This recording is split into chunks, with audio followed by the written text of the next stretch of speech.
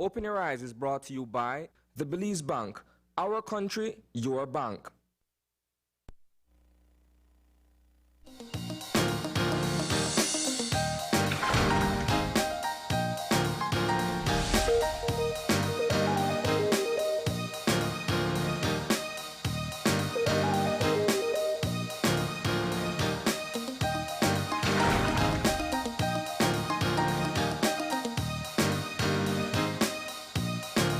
Good morning and welcome to Open Your Eyes. Start your morning right. I'm John Palacio And I'm Gavin Courtney. and thank you for joining us this morning. It's a beautiful morning out. It is Tuesday. Yeah. I nearly said it's a Wednesday. I know, right? You're used to Yes, but it is a beautiful Tuesday morning, Belize, and we're so glad that you're able to join us this morning. You're actually starting your morning right and opening your eyes with us. Gavin, how are you today? I'm doing great. It is a beautiful morning, but I was about to note that it is already kind of warm. I was just thinking that, just on my way over here, I caught a little bit of sunshine, already started Yeah. to sweat. So I know that you guys who are out exercising this morning really broke a sweat Yeah. this morning. You know, it's been a while since about minutes to 7. I roll my eyes. But when you make mention that, you know what, it's already warm out, I had to, oh my goodness, because it is indeed true. But nonetheless, we're having beautiful weather in our country. That much we could tell you. We know the situation there that just occurred in Haiti in terms of earthquake, the murder of their president, or the assassination of their president, and now Storm Grace, who just passed by there en route to somewhere in the vicinity of Jamaica and then heading over to around Cancun area. But nonetheless, we'll be taking a look at the weather shortly. Primarily what we do on this show is that we highlight the stories that made the news last night. There's so many things in there, inclusive of a lot of murders that's occurring in our country, and also the coronavirus situation in our country, around 700 and something. But we'll get to that shortly. I wanted to start this morning to highlight one person that I feel is definitely or should definitely be an example among women in our country, and that is Dr. Carla Barnett. Yesterday, as was noted in the newscast, she actually assumed the presidency of CARICOM. CARICOM. She's the Secretary General. Secretary General, yes. Excuse me there. Of CARICOM, and she officially took office yesterday and did give some remarks, and she did, of course, note, as you just noted just now, the situation in Haiti and what we as a Caribbean community can do and as an organized effort to give them some relief. Yeah. But of course, as you said, this is a huge milestone both for her personally and for the country of Belize. Indeed. It puts a spotlight on us, and I'm sure that she will rise to the occasion, but I'm sure it's so inspirational considering Dr. Barnett's history and all that she's accomplished so far, both locally and internationally. You know, and that's the reason why I felt that it was definitely a story for us to jump on, because importantly, Dr. Barnett was actually elected unanimously by CARICOM heads of government in a special virtual session back in May of this year. Of course, Dr. Barnett has been celebrated many times, including when she was appointed at the time when she was appointed, or actually named, the first woman deputy governor of the Central Bank of Belize, and again in 1997 when she took the post of as the first woman deputy secretary general of CARICOM, and again in 2004 when she was the first woman to be appointed as the financial secretary in Belize. This is definitely a milestone for us to celebrate, especially for Belizean women to be highlighted to that magnitude. Gavin, that is a big feat, and I do hope that for us as a country, and I'm not just going to single out women for them to look at her as an example, but also for us men to look at her as an example as she continues to be highlighted, you know, in glorious ways. Absolutely. Gavin, that's what you call great news for a little country. For sure, and it's great that we got to start with this conversation. And I think that what you're saying is absolutely true. I think that she definitely serves as a role model to both men and women, and people seeing somebody like her accomplish something on such a big platform and such an international stage is going to be such an inspiration for a lot of young kids who are thinking about pursuing so many different fields, and so we did want to start this morning by highlighting some Belizean excellence. Definitely. And so we want to say congrats to Dr. Barnett once again, and we wish her all the very best in her new role. Definitely. And of course, the big news from yesterday as well, besides the coronavirus, Gav, is the fact that we've got a lot of murders in our little country. And more so telling is that they're all youths, Gavin. They're all youths. We're talking here teenagers who gunned down or stabbed or of some sort going missing in our country.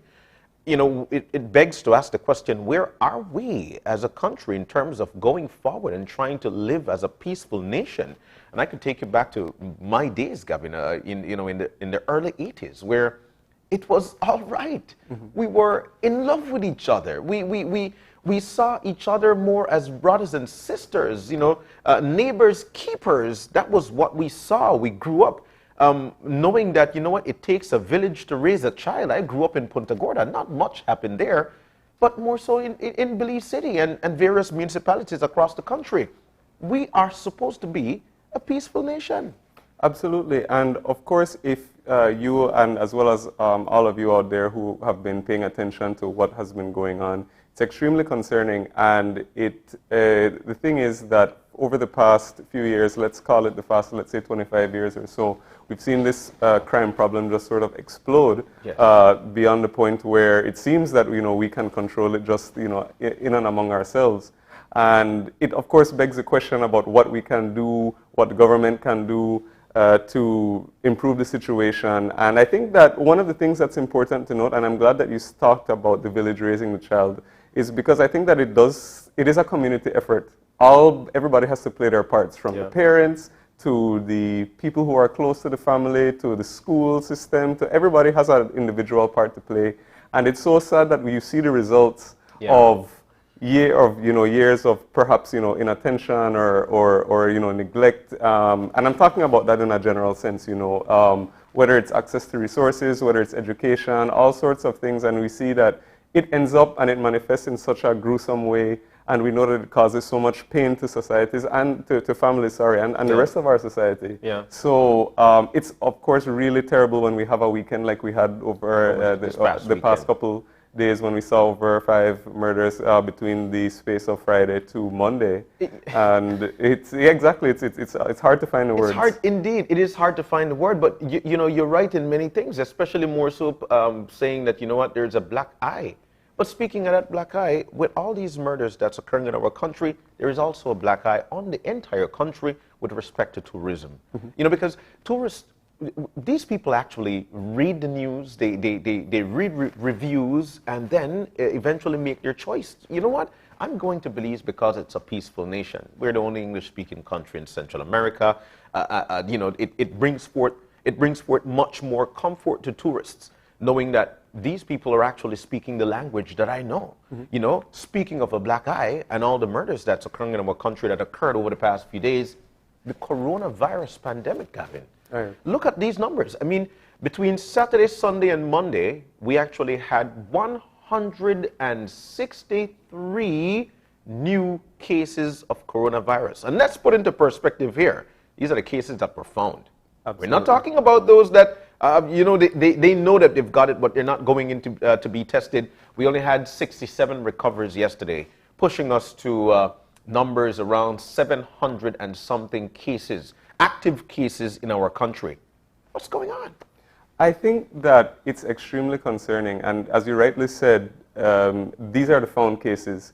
From the very beginning we're always learning something new about the COVID-19 virus, but one of the things that we knew from very early on as well is that a very, very large, if not the majority, of the cases of people who contract COVID are going to be asymptomatic, or they're going to have very mild symptoms. So what that probably means is that there's a lot of people walking around who don't know that they have the virus, and what happens when people are sort of lax with the protocols and with the hand washing, distancing, is that you get a situation where there's just almost an uncontrolled spread.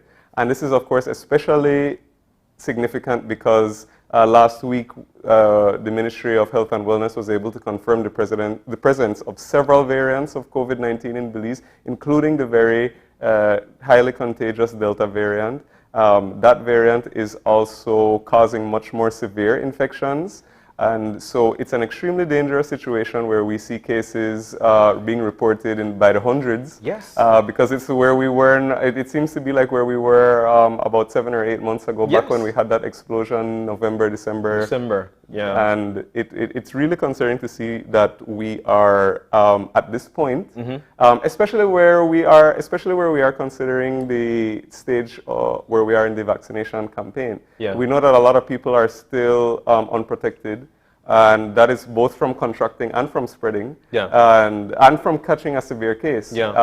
So it's important to note that while this is happening, it has such big implications on the rest of society, most particularly the health sector. We know that that their resources are already starting to come under very serious strain, so we don't want an emergency situation to be happening like what's happening right now in our neighboring Guatemala. That's These are examples. State of emergency, right next door. Yes. You know, there's one more country I was reading this morning that they found, if I'm not mistaken, I think it's New Zealand. They found one case. It was only one case, and that country went under strict lockdown. They locked down that country like none other because they found one case. But the thing about them is that it had been months before they actually recorded another case of COVID. So they were actually without COVID, and then bam, there is a case. Now they're locking down, and I feel that's the right way, simply to contain that before there is a spread. But rightly so, 163 new confirmed cases. That's of course the data from Saturday, Sunday, and Monday. New recoveries are 67, but also to wonder here, 313 under investigation, Gav. Yes, that's a big number, especially seeing where we are at this point. Yes, and it's also important to note that while these numbers rise, we did have a number of COVID-related deaths last week. Yeah, and that's of course the most ultimate and the most ultimate concern that we have with this virus is that it is going to lead to a case of severe complications that will result in death, and that is an extremely live concern for a lot of people who are perhaps elderly, perhaps they have an underlying condition, and if they're unvaccinated, then the risk of them contracting a very serious case is very high. And so that is why there has been a campaign internationally. It's not just Belize, of course. In Belize, we're lucky enough that we do have enough vaccinations, and we do have a shipment coming from Pfizer as well.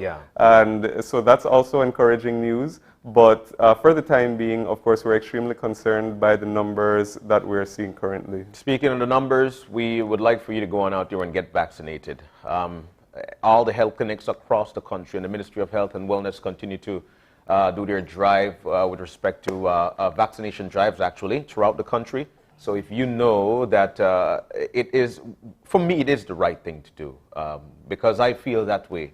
I'd like to spread that message to you, to tell you, you know what, go on out there and get vaccinated. But also, Gavin, there's also a highlight, especially speaking of this coronavirus pandemic, but what occurs at the KHMH, and there's an individual who we'd like to point out, and we actually have a story on her, and that's Miss Casilda Bowman.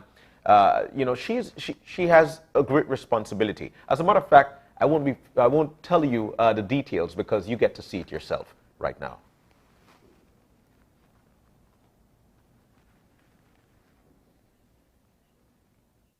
Casilda Bowman. I am the unit manager of the COVID department and patient under investigation unit. First of all, I'd like to apologize on behalf of Dr. Bradley, our specialist, and myself for not being able to make it. We really had a long day today.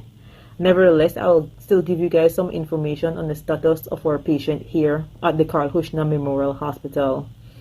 In total, we have 12 patients, with 5 in the patient under investigation unit, 3 being adults, 1 that is critically ill, that is on the mechanical ventilator. We have 2 that is stable, and we have 2 babies that are still waiting for their results to come out.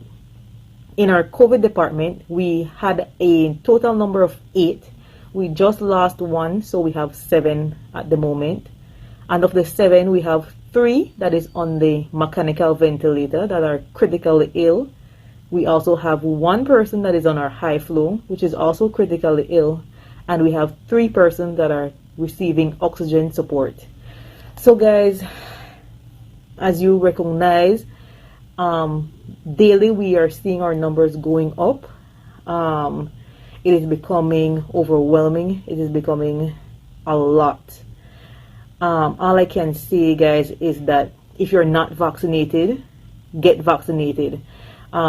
If you're still iffy about it, I ask that you make an informed decision, read your research, and if based on the research you recognize that, hey, okay, it is safe, then please get the vaccine. If not, guys, please help us to help you by following the measures that are in place. Washing your hands, wearing your mask, social distancing, and decrease the gathering of crowds. These are things that will help us to mitigate the rise in our numbers that we are seeing. So that's all I'm asking, guys. Please, it's really hard. I wish you guys can see what I see on a daily basis, so that you guys can understand how serious it is for us. I don't think words can explain the urgency that I feel on a daily basis, that I see patients go through on a daily basis.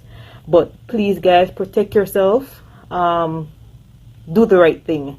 All right, that's all I'm asking. Please, guys, we are here. We're here for you, but let's help ourselves by getting vaccinated. Have a good night, everybody. That's Nurse Casilda Bowman. She's actually telling us about the situation there at the KHMH, what she's seeing. And she's actually pleading to us to get vaccinated, Gavin. Absolutely. And of course, Nurse Bowman has been a guest on our show before. Yeah. And she's had her own experience with contracting COVID-19. And of course, it wasn't a pleasant one, but she was able to make it through it. But she's seeing it on a daily basis. Mm-hmm. She's on the front line, so she's seeing the effects of what happened when people contract COVID-19. She's seeing what happens when, what is the result of, in some cases, irresponsible behavior by persons. And at the end, of course, you heard her plea to go out and get vaccinated. Mm-hmm. And I think it's one that I definitely want to echo. Both John and I are fully vaccinated. And most of us here on the team at Channel 5, we showed you when most of us went out and got vaccinated. And also on screen. I got jealous that day, I'm just saying, by the way.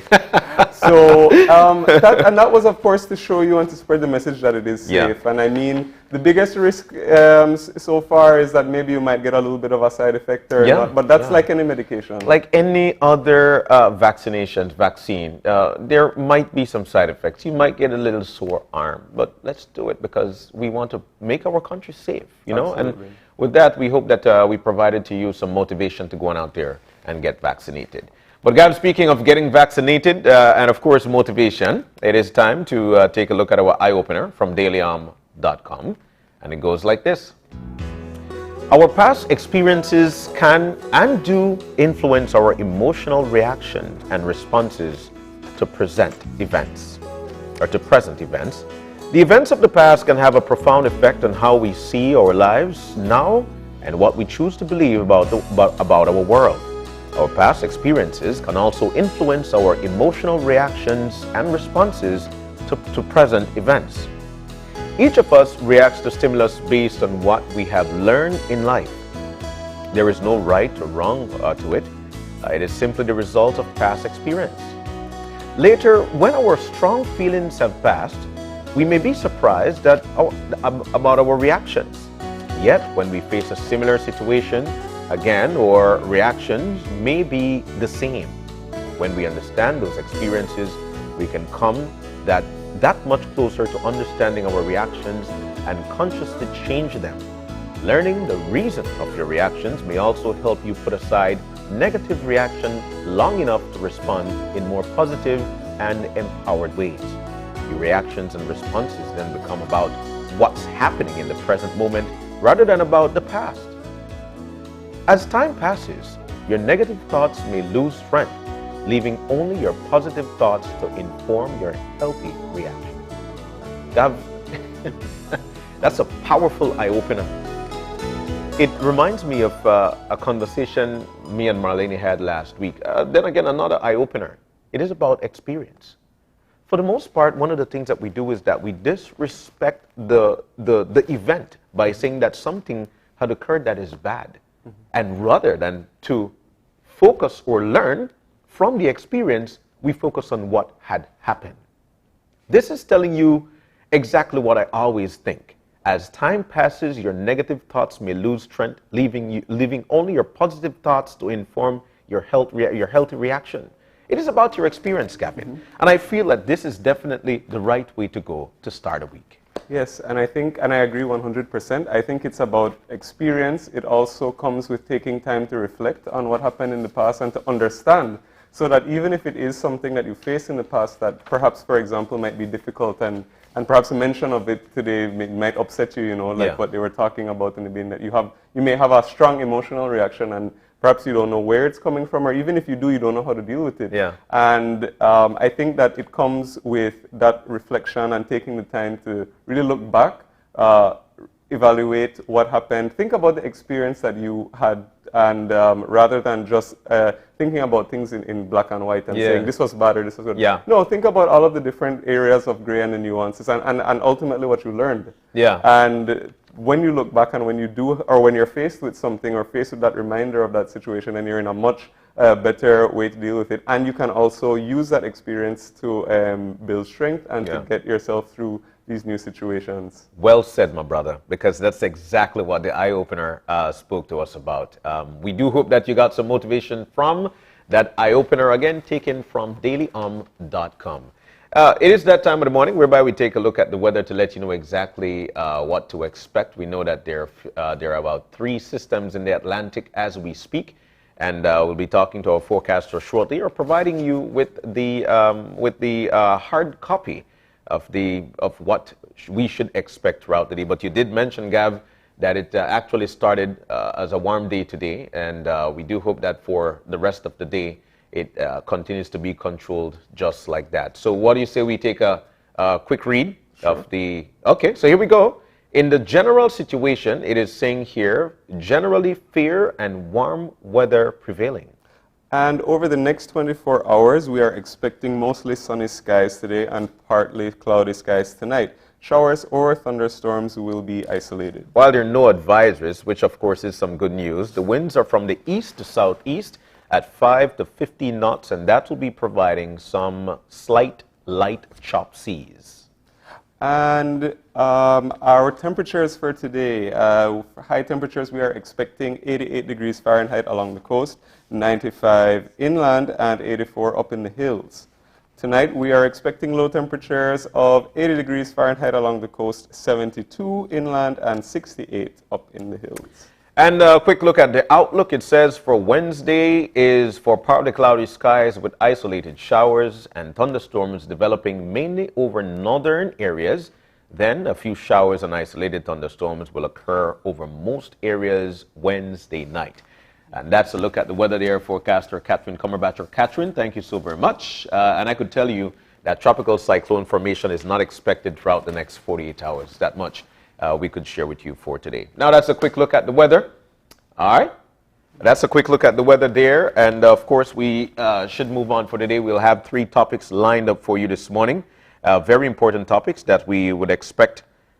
All right. That we would expect to provide you, which of course comes as motivation. And Gav, we will be having a discussion. Now this one definitely is one to reckon with. The attorney at law will be breaking down the divorce process from start to finish. Now we know what COVID is doing and have done to our country in terms of the family household. And so we'll be having Darlene Vernon, attorney at law, in to actually break this down for us. What do you do for the process of getting a divorce? So she'll be telling that with us this morning.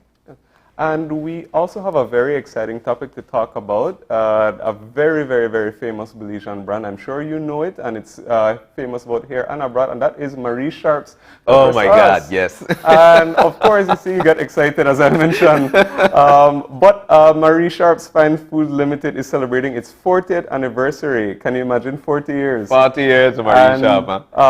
So we're going to be getting an update from them, and we are going to be learning about all of their products and perhaps some new exciting ones along the way. So that's going to be another big exciting conversation that we have lined up for you this morning. All right, so I'm excited about the Hernet. I've heard so much about it, and I'm excited to taste what that thing tastes like. Some folks say you just put it by your nose and your whole body bun. Yep. So we'll be finding out that and more right here live on Channel 5 and Open Your Eyes. We've got to take a break, but just before we do, we've got a birthday shout out, and we would like to say happy birthday to Cherise Reyes. So Cherise, from all of us here at Open Your Eyes on Channel 5, we want to wish you a very, very, very happy birthday. We hope you have a great day and, of course, many more. That's right. So when you eat that slice of cake, share, make sure you say, Gav, your piece, Jan, your piece, and the rest is for me. Yep.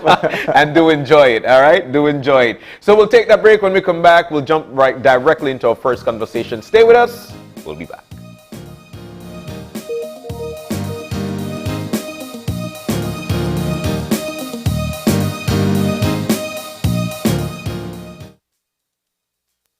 Here are 3 reasons why people choose Dunis as their #1 store.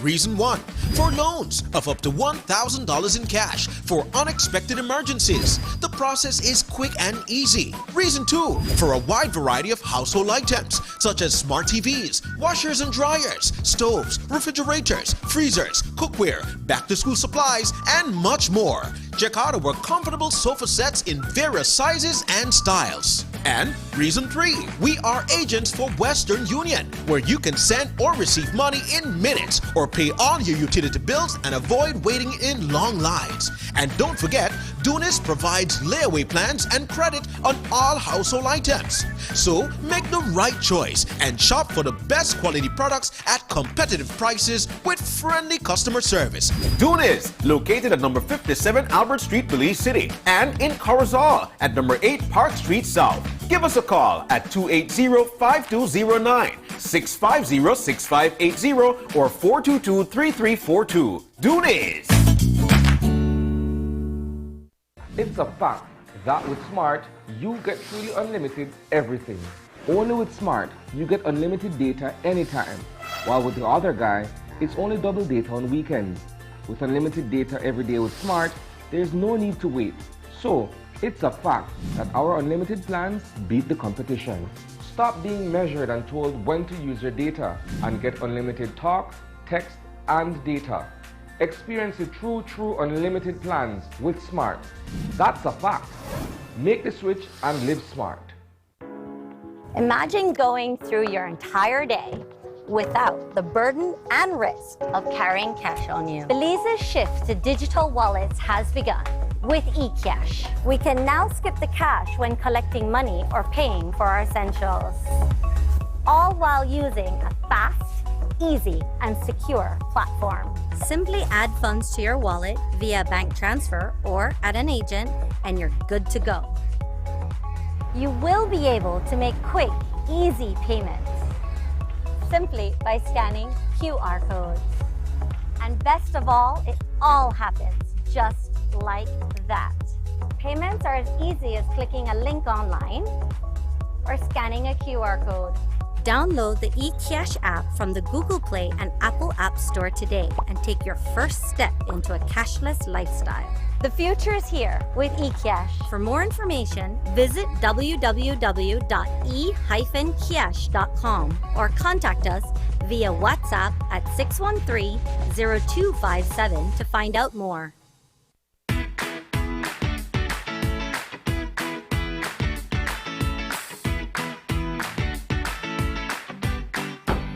Why, Tony? Boy, kid, what you go on, man? I actually come see you because I need to buy a stack of them plastic plates and cups for my grocery shop because I run low. Boy, I stopped importing that thing since April 15th, you know. And I just ran out to the last batch, must be about like 3 weeks back, you know. Man, do I usually have anything? What is on? Check this, right? Under the new law, we ban all single-use plastics, so that the cups, plates, forks, spoons, and knives, all of that. Since April 15, can't import none of them. Starting January 15, 2021, you can't manufacture them. April 15, 2021, you can't sell them. And after July 14, 2021, if you get catch with any other thing, you will get fined. Me never know this. I guess I have to make some changes then. I have to make the customers know that anything not available. Anyways, bro. Thanks, man. No problem, man. Take care.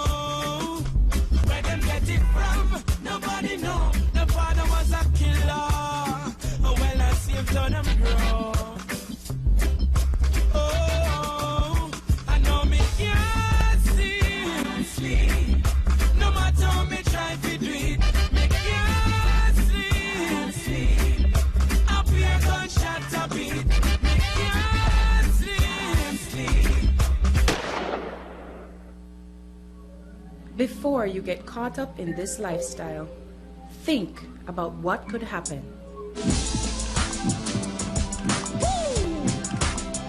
You could end up in prison.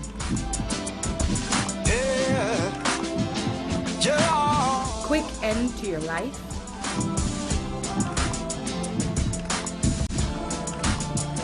Your family becomes a target. Have to protect the life where we live, so you know, so we have to think smart. Have to protect the life where we live, so you have to watch your head back. And you know I do nothing negative, got the past away you can't get back. You fit.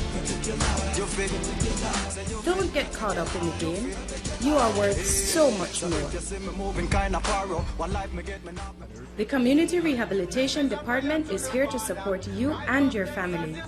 Counseling, life skills, family support, educational assistance, linkages to other programs and services, all in an effort to support you as you choose a better life. So come in and visit the Community Rehabilitation Department. Come in, make we reason. It's not too late to start working towards a positive future. For more information on support services for families of children at risk of coming in conflict with the law, contact the Community Rehabilitation Department at 223-2716. This message is brought to you by the Community Rehabilitation Department, the National Committee for Families and Children, and UNICEF.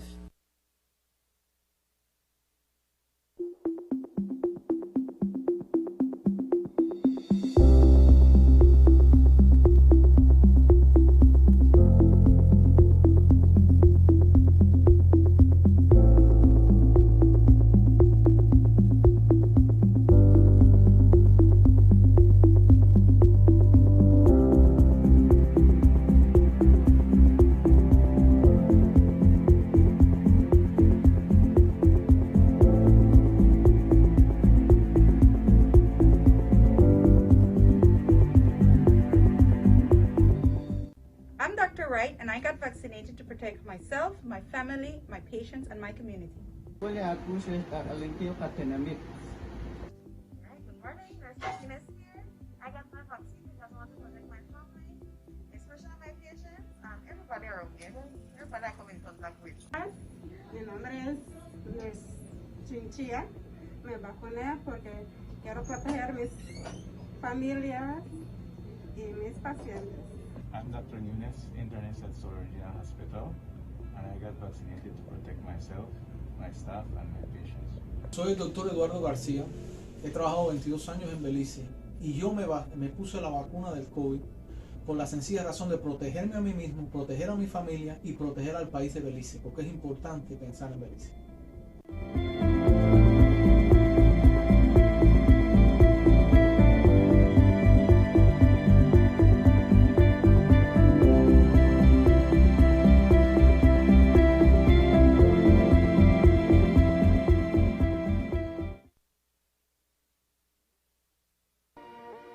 UNICEF logo.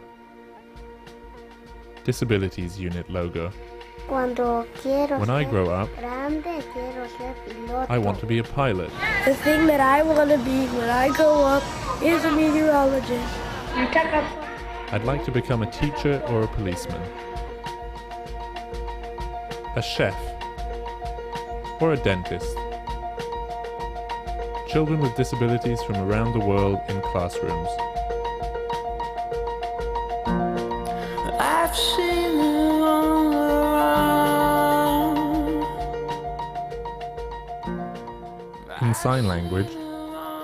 For me, children's rights means deaf and hearing children have the same opportunities to go to school.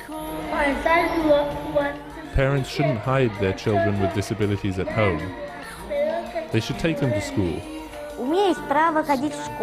I have the right to go to school, to be treated, to study music, to do physical exercise, to go out with friends. Whatever the conditions and services are like in those care homes, nothing can replace a family. Treat us equally. Value us for who we are and what we can do, not how we look like and what we can't do. In sign language, sometimes people think we're beneath them, and that's not true. Sometimes I'm not having it as easy as people think I am. Just have to push hard. I think there's a difference between sympathy and empathy. I don't know. When people are being sympathetic, you make me feel like I can't do anything. My lifetime package is osteogenesis imperfecta, a genetic disorder that makes my bone fragile and easy to be broken. I want people to see me as a girl who's vulnerable physically but can be hard to break mentally at the same time. My disability hasn't stopped me from doing anything. It is necessary to go outside and show others that you exist. It is necessary to enjoy life without worrying.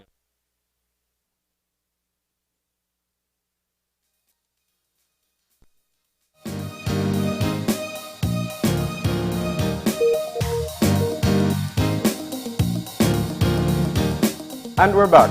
And if you're joining us right now, we're just getting our first conversation for this morning started. And we are going to be highlighting a very important topic, especially as you know, right before the break, John and I were talking about sort of the violence and things that have been occurring in Belize over the past few days, and of course, in a larger scheme, over the past several years. But we're going to be talking about somebody who is helping to perhaps solve the problem. Yep. So we are joined by Mr. William Dawson, who is the director of the Wagner's Youth Facility at the Belize Central Prison. And we're going to be talking all about the work that he does, some initiatives that he's leading, as well as the Leadership Intervention Unit, of which he's also the chairman. So, Mr. Dawson, good morning. Good morning, Gabby. Good morning, John. Thank you guys for having me. Good morning to everyone viewing and listening this morning. All right, William, we're so thankful that you were able to join us this morning. But like Gavin did mention, that one of the things that we made mention of is coming off a very tough weekend of murders. But what we actually have been noticing with these murders across our country are actually criminal gangs, or crime on a whole. They're youths. They're youths who are actually carrying these things out. We know that primarily the Wagner's Youth Facility deals with these young men on a daily basis, trying to change or curb their life. William, tell us about the work that is going on at the at that particular spot. Okay, well, at the Wagner's Youth Facility at the Belize Central Prison, as you are aware, we have several young men our count right now is 25, and these young men have been sent by the courts to the prison for committing serious criminal offenses.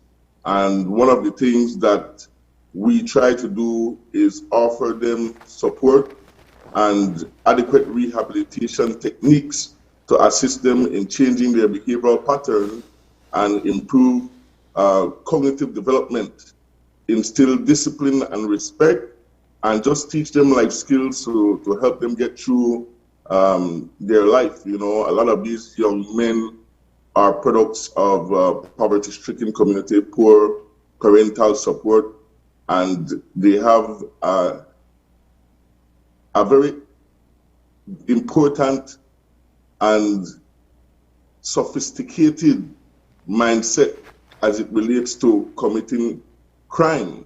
So we try to persuade them to remove that negative energy and replacing that with positive energy. And over the past 4 years, we have been able to collect data and analyze and notice that once we introduce them to adequate learning tools, giving them the proper life skills, working with them so that they can identify what their talents are and their skills, we have noticed a great improvement in their cognitive development, in their literacy and numeracy capabilities, and their whole behavioral pattern has, we have seen it turn around immensely over the past 4 years. You know, that's really incredible when you think about the work that you do. So I'm interested to learn, like, on a, let's just say on a given, somebody who, a young man who enters the facility, what, at that point, the starting process, what is that like when they just come to the facility,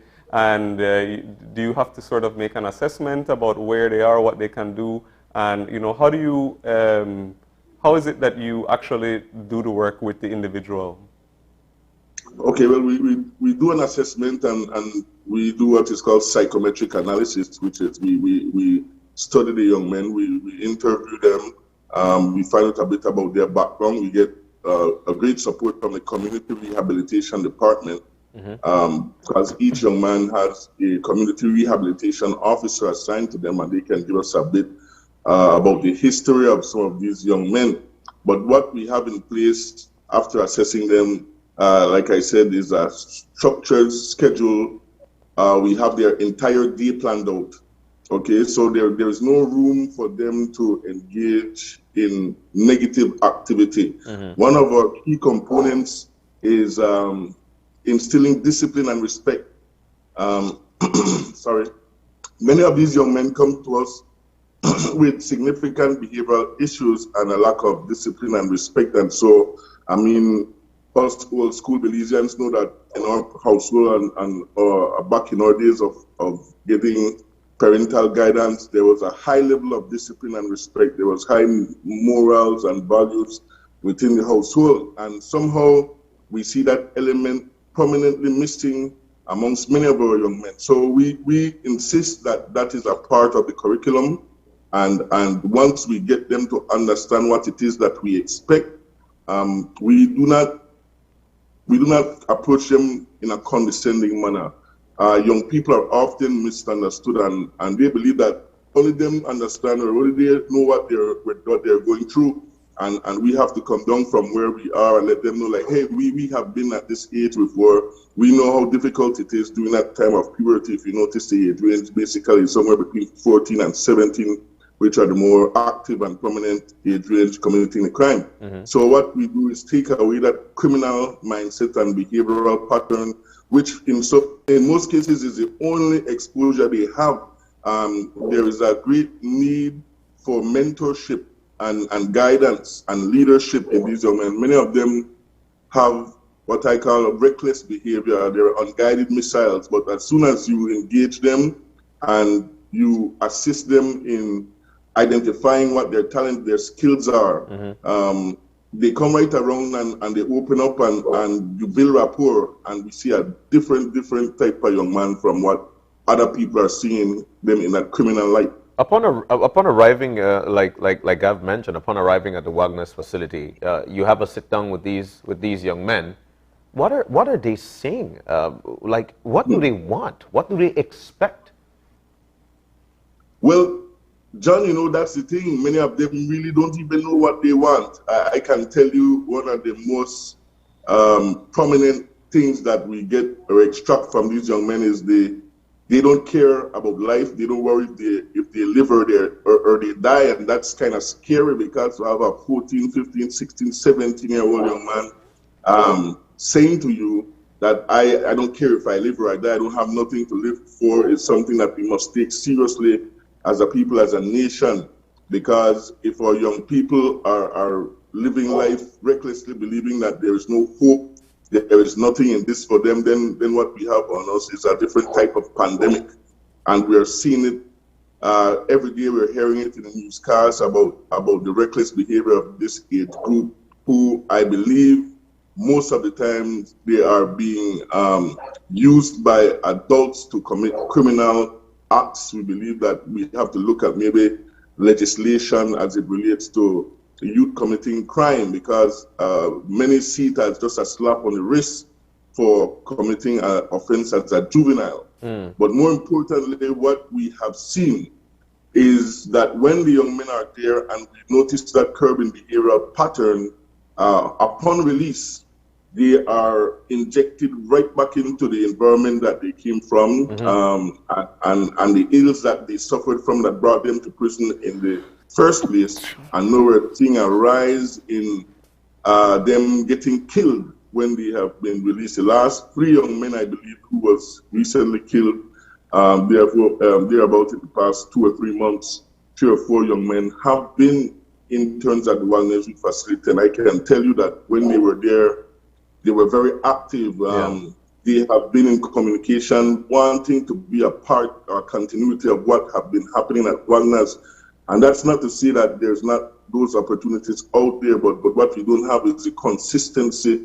We don't have the follow-up, and we need to correct these things if we seriously want to see some changes in society. And that's why we have been able to form what is called a leadership intervention unit. Myself being the chairman, and Brother Abdul Nunes from Behavioral Modification and Conflict Management Services, Dr. Rosado, Deputy Commissioner, and we also have from the City Council, Mr. Michael Novello, and many others who are forming a group to take a collaborative approach at this, an interagency approach. I think it's necessary because crime is everybody's business. Yeah.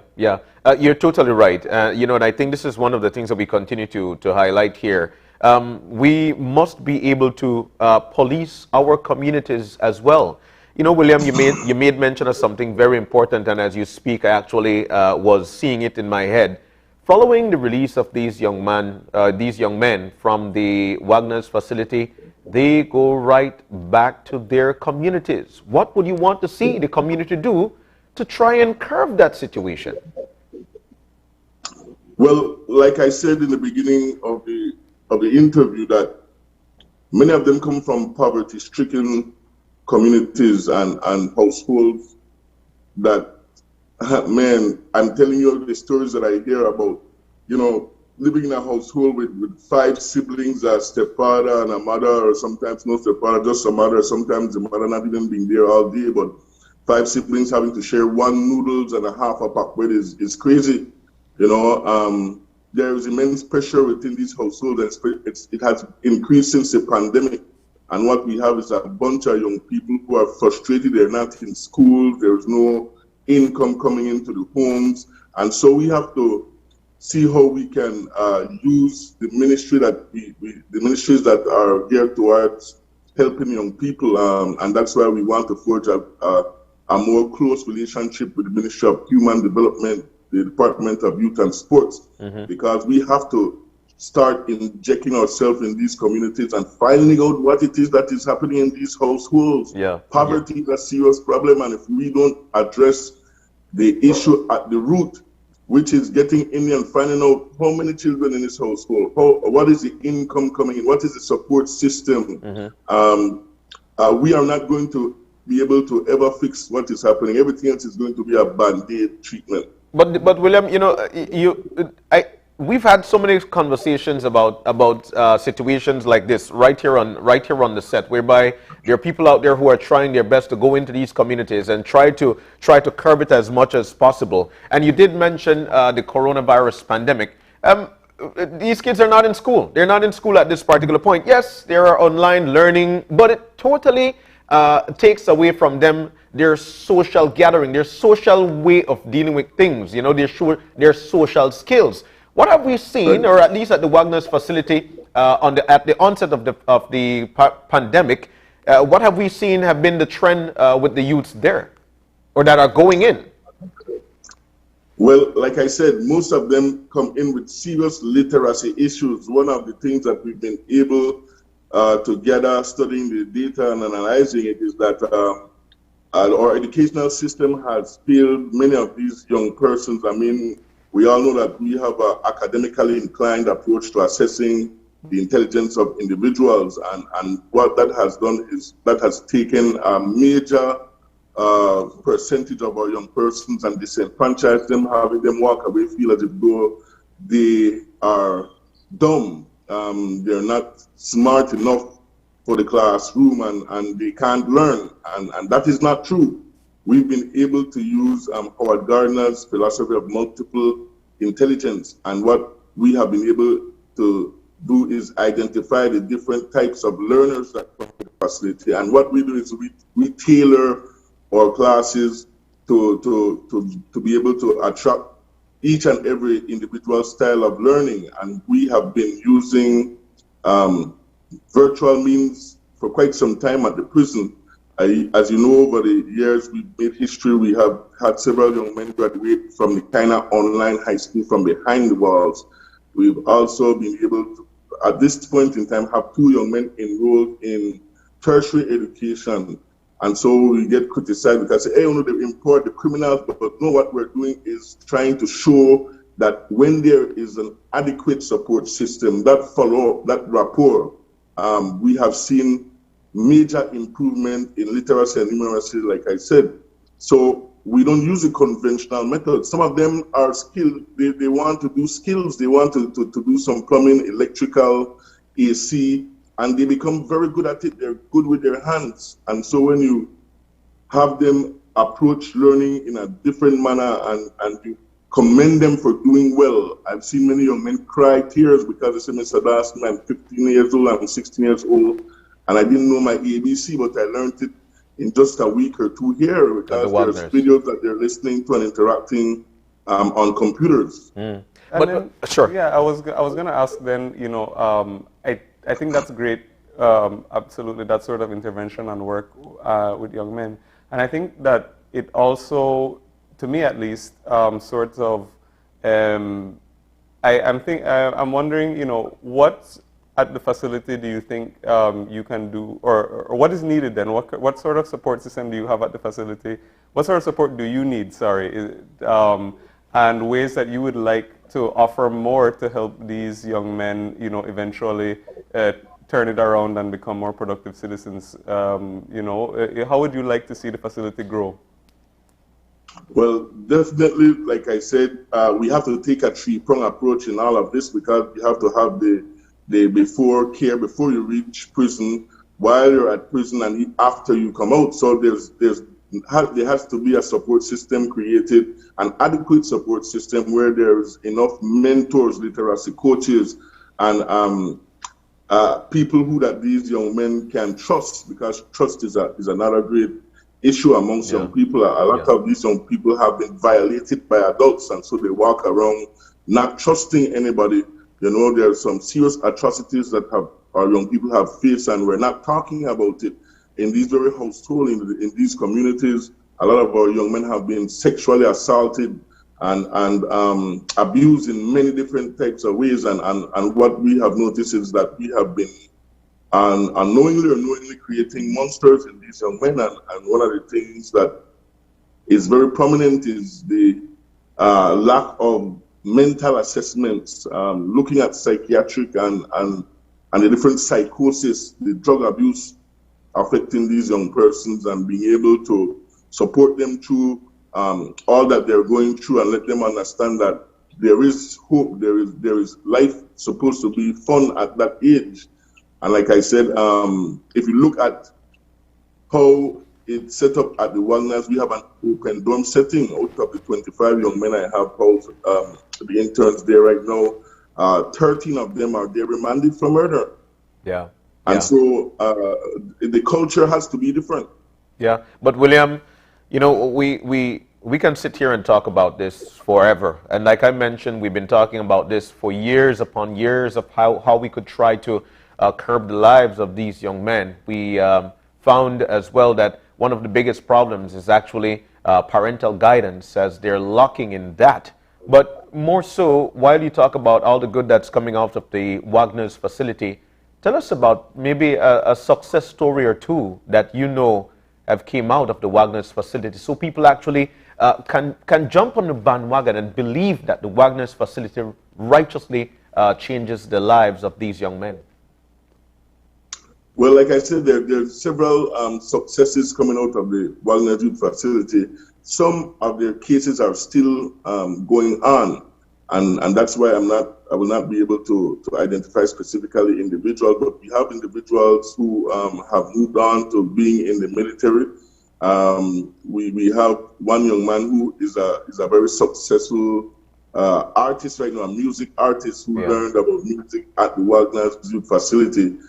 Several who are working and just trying their best to live productive lifestyle. And like I said, until we create that continuity and that support system, that guidance on the outside for these young men, we will continue to see a spate of violent crimes happening, because that seems to be the only thing they know. These young people are full of energy.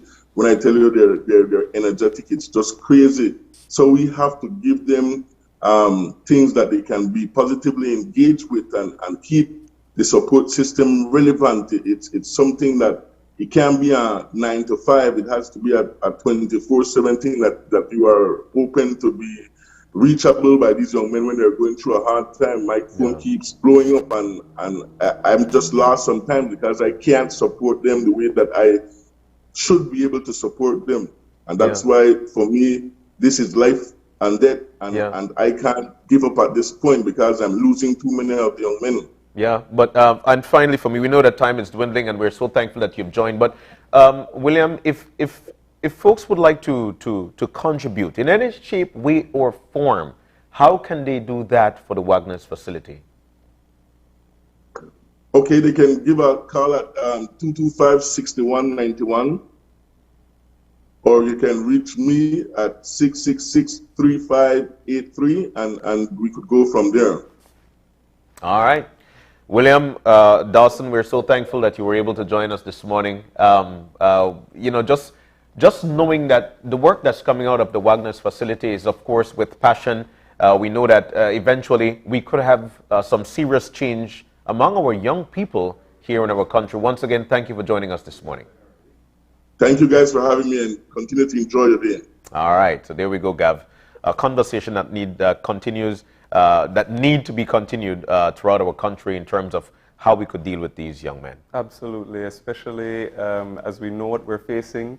The past couple of days have been a very sobering reminder of what we're going through. So, so we want to say thank you once again to William for coming in and shedding some light on what he does, and for being one of the people who is on the ground intervening to make a change. You know, I was thinking, as you made mention of that, one of the things that he made mention of, that these young men actually come out of single-parent household or no parents at all, which leads me to tell you that our next conversation is going to be about the divorce process. So attorney at law will be in to tell us, or actually breaking down the divorce process for us, so we know how to, what to, and when to. That attorney will be joining us following this commercial break. Stay with us.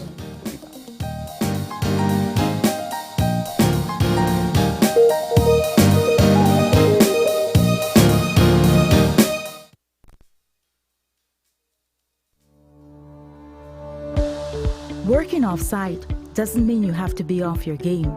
Studies have shown that simply adding a keyboard and mouse to your laptop increases productivity by 26%. Add a monitor and you'll be 35% more productive.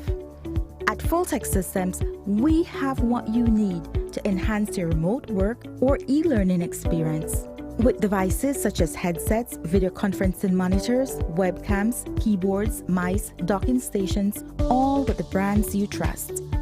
Keep connected with collaboration tools like Microsoft 365 Suite and Kaspersky and perform efficiently no matter where you are. Full-Tech Systems, your technology center, where you'll come for the price, but stay for the service.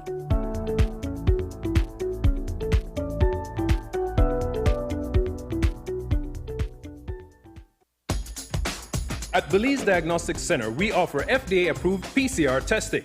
Get your results as quickly as 1 hour. Don't risk exposure to COVID-19 by going elsewhere. We take appointments, or we can come to your home or office using our concierge service with no additional fees. We have 10 locations countrywide. Call or WhatsApp 613-TEST. That's 613-8378 to schedule your test today.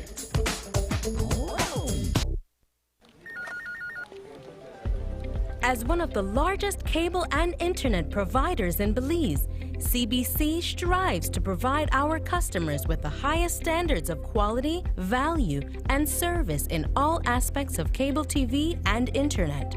Monitoring our systems closely, our technicians combine creative planning and state-of-the-art technology with years of experience and training to develop and provide the most reliable and advanced cable and internet service to exceed your expectations. For CBC and our team of talented engineers, technicians, and customer service representatives, delivering less than the very best is never an option.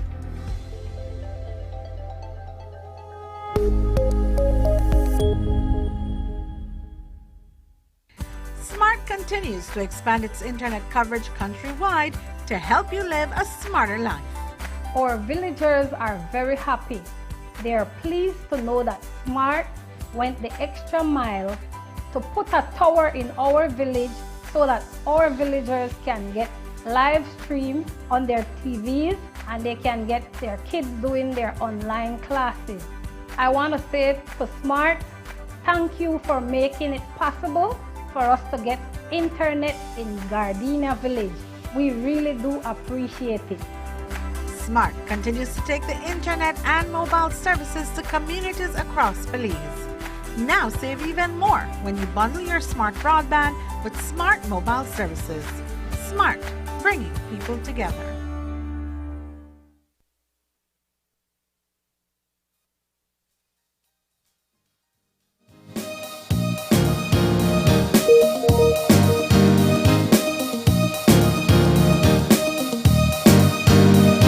And we're back.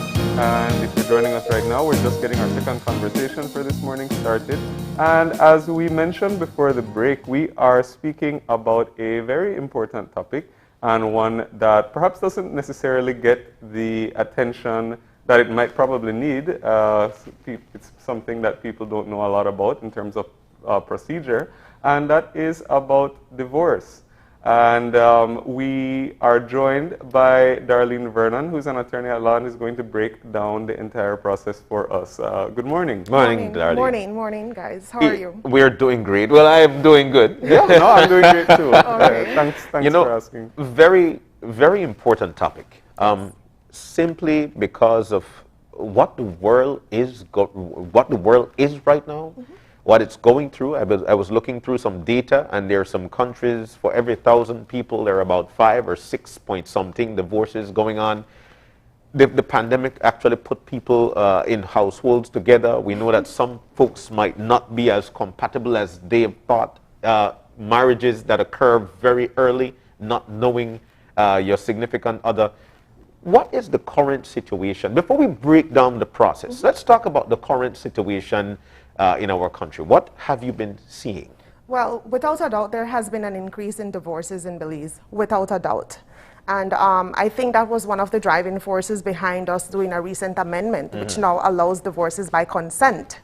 And so, you know, the courts, and I guess by extension the legislative, they're recognizing that you can't force people to be together who no longer want to be together. And so without a doubt, it's an important factor. You have people when they come for consultation, you know, they're misled as to what really is the procedure, what is required and so forth, and whether or not they need to stay together. And so when you give them the proper advice that they need, then they go and they do what they need to do. But again, without a doubt, we have seen indeed an increase in divorces in Belize. What is, as an attorney, I'm sure you've sat down with a lot of couples. What is the biggest driving force to getting a divorce? Because of the different grounds that we can, I would say more than anything else, it's always, well, not always, but most, it's usually either adultery or cruelty. Those are the driving factors behind divorces in Belize.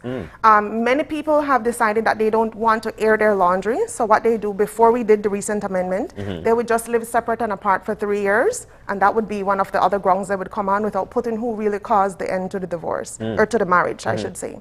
But without a doubt, it's normally cruelty and or adultery. Wow. And you know, it's interesting that you said that because you mentioned, I think the first thing, you know, in the first, you had said, you know, you can no longer force people who don't want to be together. Correct. And then you brought up just now the grounds of adultery, cruelty, and you talk about the idea of who caused the end of the marriage. Correct. And I think that that introduces something which a lot of people don't necessarily know. You and I would know, but that's talking about the history of, you know, divorce and talking about how it used to be. It used to be much harder to get a divorce. Yes. Back in the days than it is now. Correct. And that's because of what you used to have to prove that somebody else was wrong, right? So you could talk a little bit about the old days. Okay.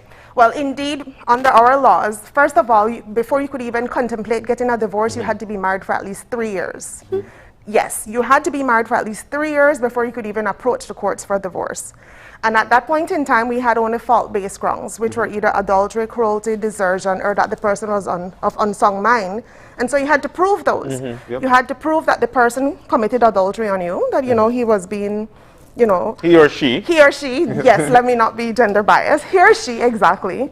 We're stepping outside of the marriage, for lack of a better word. That the person was cruel, and cruel doesn't mean physically hitting you. It can be emotional, psychological, financial cruelty. And then you had to prove either desertion, that the person has just decided to up and leave you for 3 years, and then you can pursue your divorce.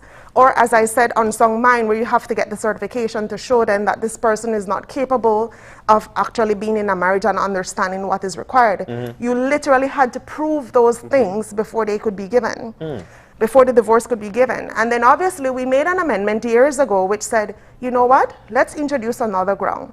If parties have been living separate and apart for 3 years, and the marriage has broken down irretrievably, and there's absolutely no way you can say you're going to get back together and reconcile the marriage, that will be a ground. But again, under that one, you still had to be married for at least 3 years. So those were the fault-based grounds. So that's the old way of how it used to be. Correct. Recently, we did an amendment, and now they're allowing divorces by consent. Which means? Which means that if you and I, we were married, and we said, you know what, this isn't working anymore, I want to get a divorce, and you can agree, because previously you couldn't agree to a divorce. You had to wait could not those have years. collusion or, correct. You could not agree. It had to be someone caused the breakdown of the marriage. So the new amendment that was made under the Act says that you can consent, but you still had to be married for at least 1 year, not 3 as previously dictated by the law, but no, just 1 year, and then the party can consent, you sign the document, and this is the only time a signature is needed. I've found that most times when people come for a consultation, they're under the impression that regardless, the other person must sign for the divorce to be given. I'm like, no, our laws are not like the US. There's no need for a signature.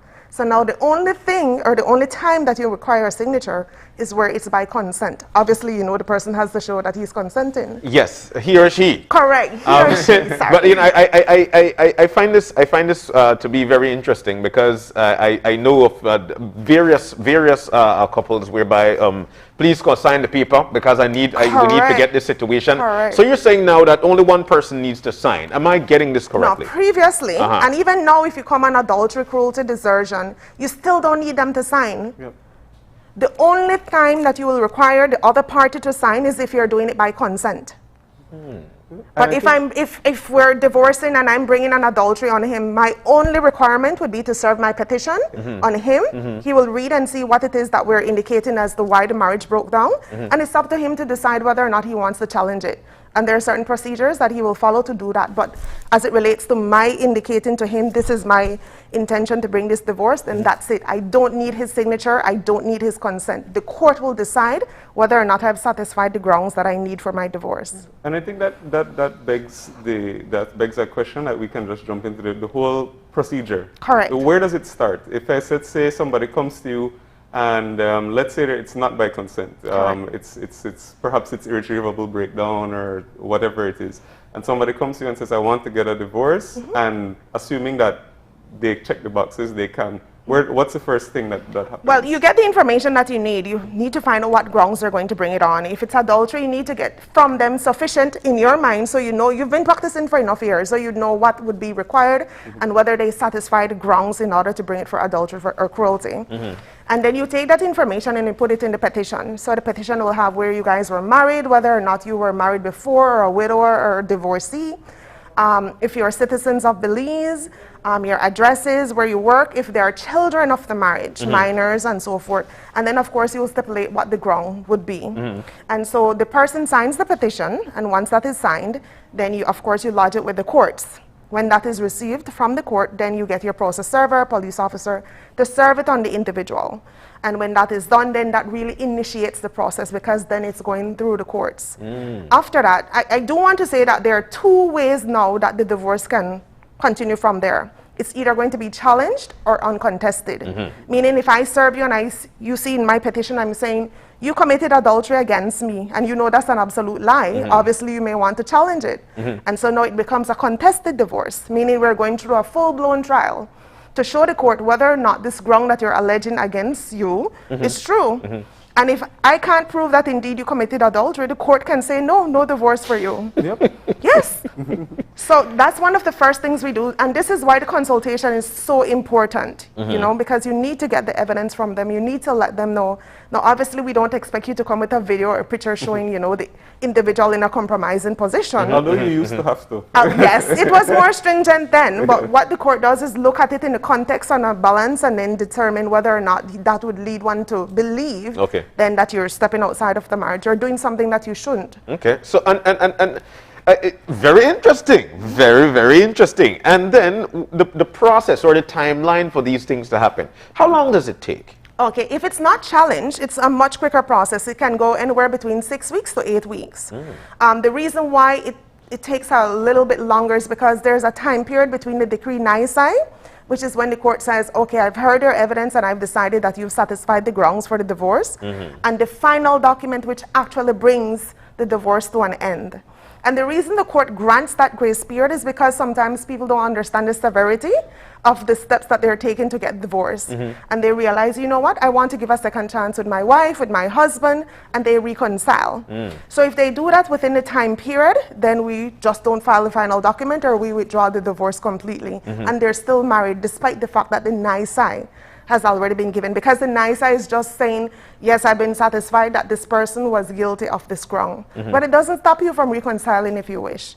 And so when that time period passes, which again can be anywhere from 2 weeks to 4 weeks, then the divorce comes to an end when the decree absolute is issued, meaning we haven't heard back from you. You indicated you don't want to take back your wife, and so the final document is lodged by us. Is it an expensive process? Normally, uncontested, unchallenged divorces would range from $1,000 to about $2,500 because it's a very straightforward process. That's just the attorney's fee. The filing fees tend to be a bit more. We recently did some amendment to our fees overall, so some of the costs, they've doubled.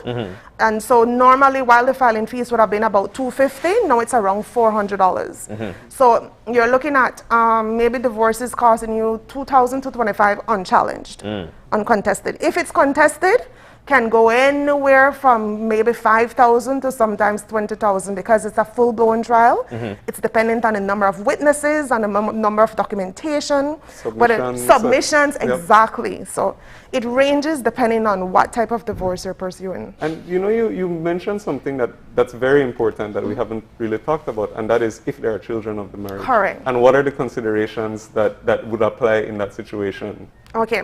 Well, normally in the petition, you'll already indicate what you want to happen with the children. So you either say you want sole custody, joint custody, and if it's joint custody with care and control to you, meaning you're the primary parent that the child will live with, but the other party will still have a say, will still have access and visitation.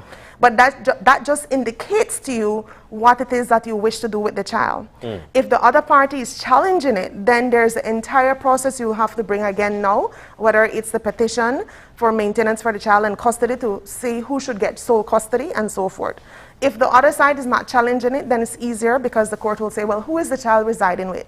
And if the petitioner said, well, the child has always been with me, and we served the petition on you, and you saw where the petitioner is saying, I want sole custody or full custody of the child, and you never bothered to challenge or otherwise, then in those instances, the court will grant it. But if it's challenged, then that's going to be up in the air until the court hears the evidence as to who is best suited. I do want to say, because most people are of the impression that when you're married and you have a child, that automatically mother is vested with full custody or sole custody, and that's not the case. When you're married, it's automatic joint custody. Unless, or well, I should say, contrary to that, where a single mother, not being married, then she is vested with sole custody. But if you're married, it's automatic joint custody. And that have always been the case, not in the new law. Correct. And how long have this new law been in existence? Now I'm saying this because, like I mentioned, I've heard of a lot of couples saying, you know what, we need that signature, that this person is actually giving me the runarounds, not wanting to sign it, and we're talking here both men and women. You're talking about the consent? Yes. If I'm not mistaken, about 1.5 years now? 2019, I believe, is the divorce by consent. By consent, yes. So about 1.5 years going on to 2 years that you're now allowed to bring divorces by consent. If you divorce from somebody, me and you divorced. Correct. But we ended up probably a year or so reconciling. Are we able to get married again? Trust me, you can. I've seen where I went through a full challenge divorce, husband and wife battling. 3 months later, after they got their decree, I heard they were remarried again. You can. You can. If I give you your decree absolute tomorrow, you can apply to go and get married immediately after. What? Yes. Because you're no longer legally married. So that's possible.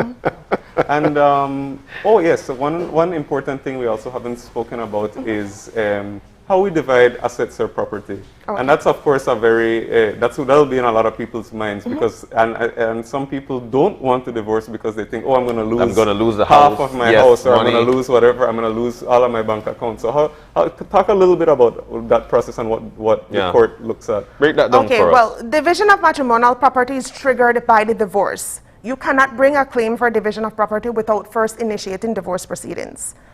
That's the law.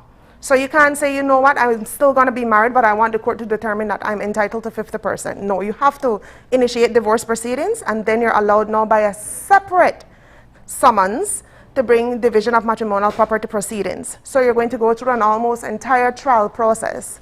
In there, you're going to list all the assets that you've had, and what the law looks at is what was acquired during the course of the marriage.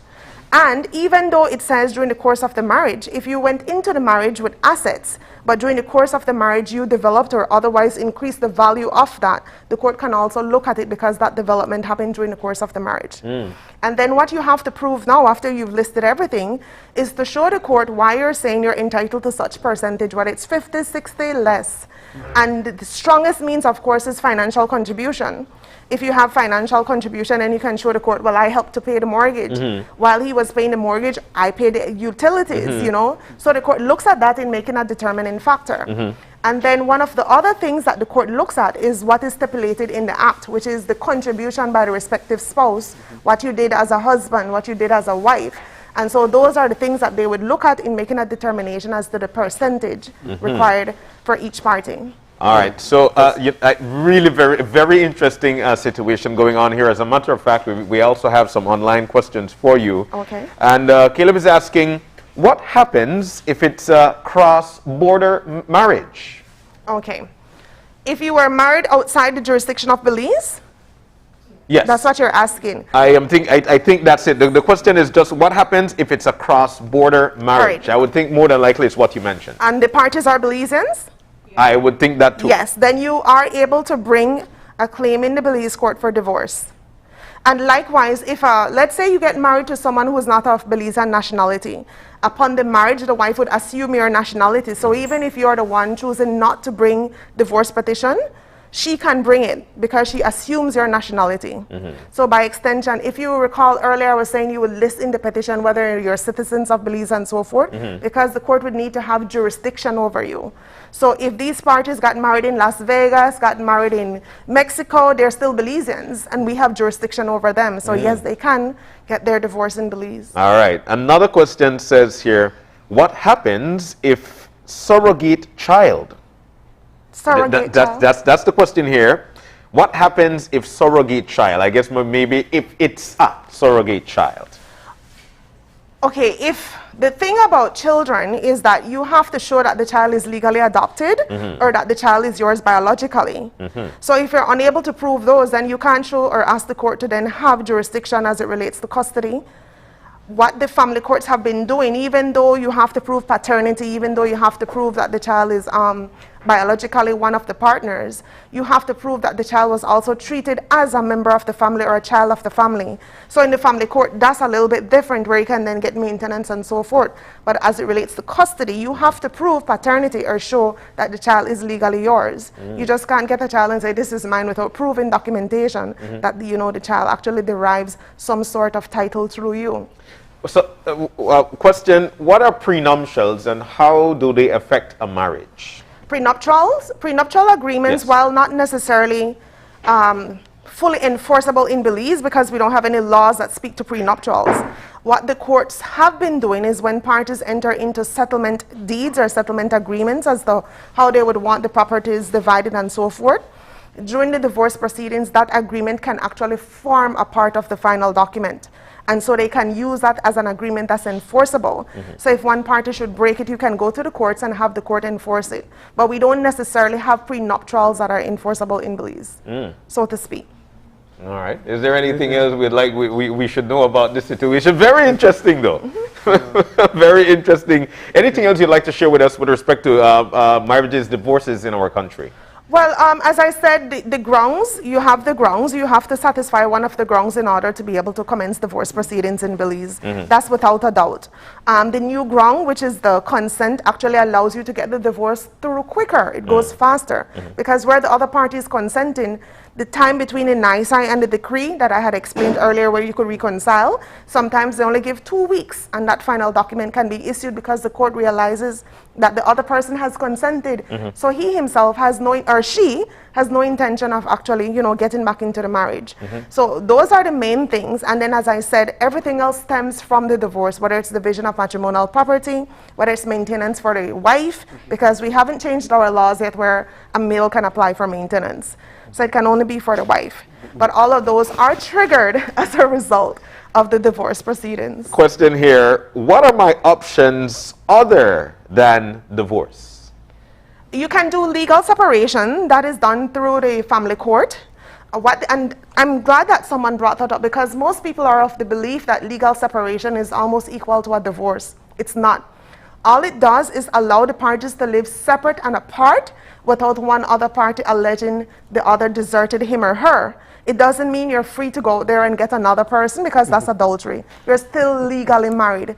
A legal separation only allows you to live separate and apart. That's it. Not to go and get with Jim or Jill or no, because that's adultery. And the other party can use that against you. That's serious. Go ahead. No, absolutely. And I think, you know, just to round off the discussion, just very briefly, I think since they brought up the topic, maybe we can talk a little bit briefly about perhaps annulment or marriages that there's certain kinds of marriages I say, are void from the start. Correct. People may be under the belief that this is valid or that there's an actual marriage, but it is not. and there could be several reasons. So perhaps you can talk a little bit about that, just to clear up some misunderstandings. Yes, great, because we do have some more questions coming in, but continue with that. I haven't touched on annulment in a while, but from my pure recollection, if the marriage is not consummated, meaning that after you got married and no one engaged in sexual intercourse, obviously the marriage has not been consummated and a party can apply for annulment. If upon entering the marriage you realize that the person that was of unsound mind and not mentally and legally fit to enter into the marriage, that's possible. There's also the ground of deceit, where the person entered the marriage upon a fraudulent means, or entered the marriage already pregnant for someone else, and not disclosing that to the other party. So those are grounds where, and obviously you would know. So marriage in most instances would not be consummated in any event, and so those would be grounds that you can tell the court, well, you know what, I want an annulment as opposed to a divorce, and the effect of the annulment is as if the marriage never took place versus that of a divorce. The divorce is evidence of a marriage having taken place, but which came to an end. The annulment is as if the marriage never took place. And of course, it's important to bring up bigamy. Oh yes, and bigamy, yes, you can't be married. Yes, all right, yes. so there are so many things here. All right, so it says here, and this is from NUDS, it says, what happens if you have proof of adultery and desertion of spouse, and that person still doesn't want to sign? No, but as I'm saying, for those fault-based grounds, you don't need a signature. There's only one instance where you will need a signature, and that's if you want to do it by consent. We agree that we're going to get a divorce. That's the only time you need a signature.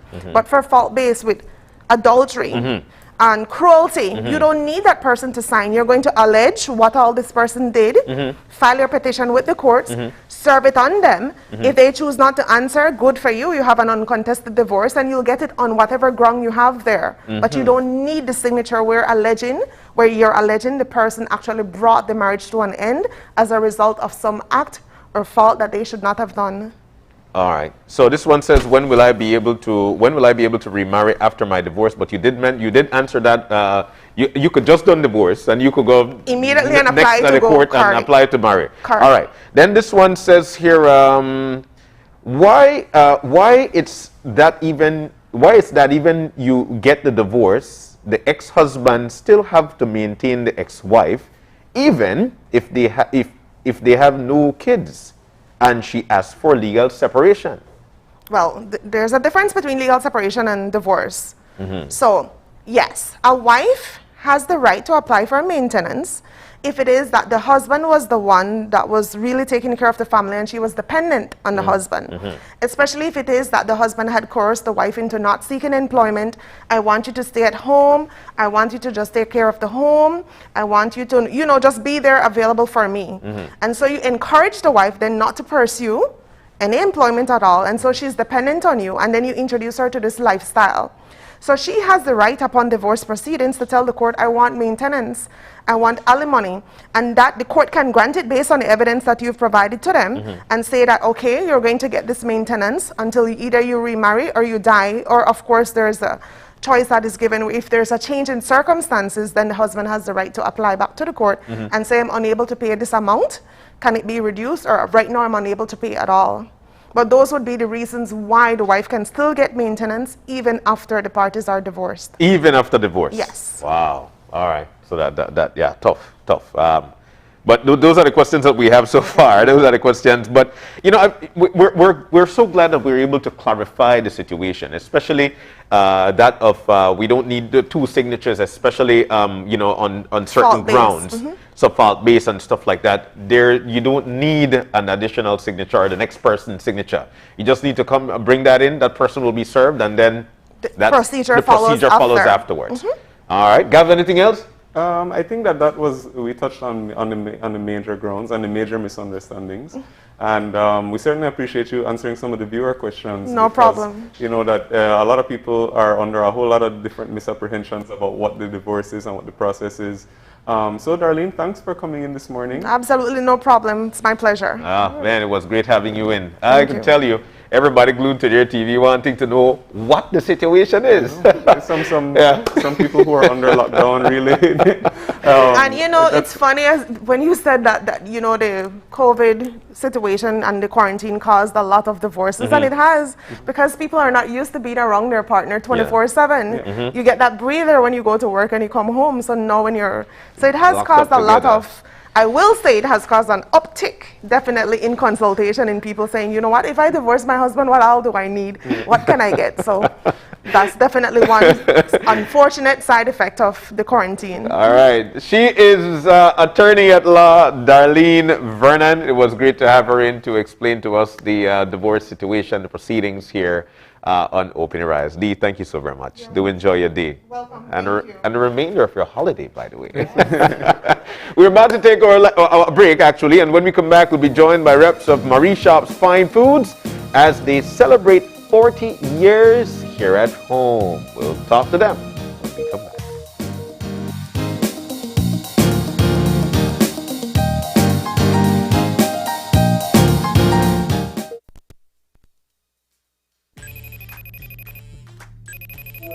Hey son, how was your first day at Sixth Form? Really cool.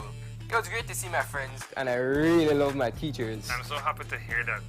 I'm sorry I wasn't there for your first day, but I'll be back from Corozal next week. It's okay, Dad. I can't wait to see you. Oh, and please remember, I still have some books I need to purchase. Ah, yes.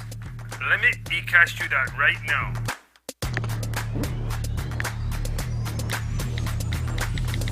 Money has been sent. I add a little extra cash just for you. Whoa, Dad. Thanks.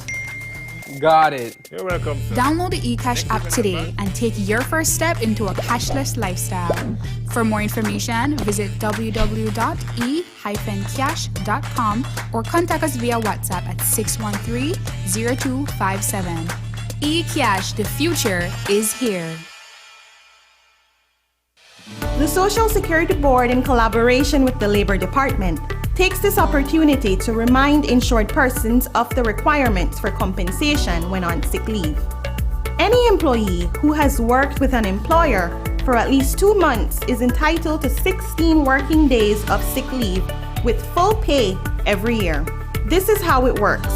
Upon approval of a sickness or injury benefit claim by SSD, 80% of the employee's weekly insurable earnings is paid as a Social Security benefit, and the difference in the employee's salary is paid by the employer. This is to ensure that the employee does not suffer any loss of wages when ill. After 16 days, compensation for sick leave is paid as a Social Security benefit only. Some conditions apply. This message is brought to you by the Social Security Board and the Labor Department. Social Security Board, safeguarding you, your family, your future. Introducing Edam A cheese, the A+ Dutch cheese to hit the Belizean market. As the name says, it is of A-class quality, the best Dutch cheese in Belize. Edam A cheese is creamier, less salty, and simply more delicious. Don't be left out. Get your A cheese at a supermarket near you. A cheese, exclusively distributed by Unitex Company Limited. Call us at 610-3626 or 610-8910. Follow us on Facebook at Unitex Belize.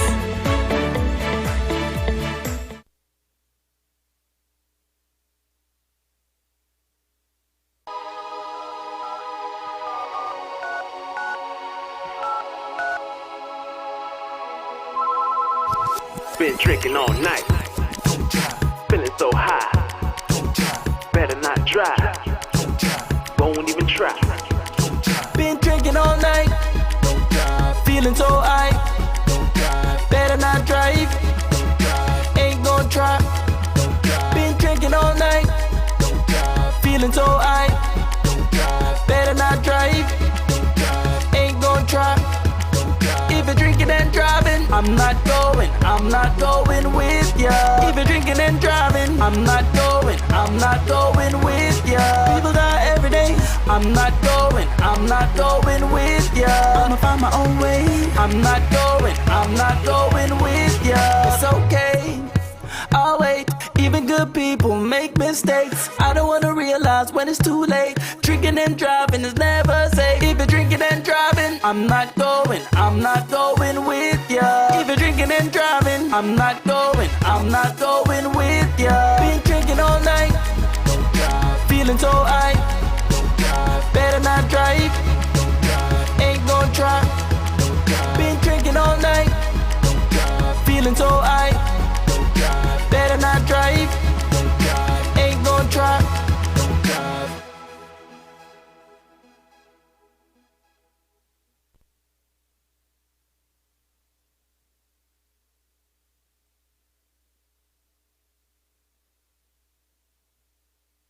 So class, let's review your homework.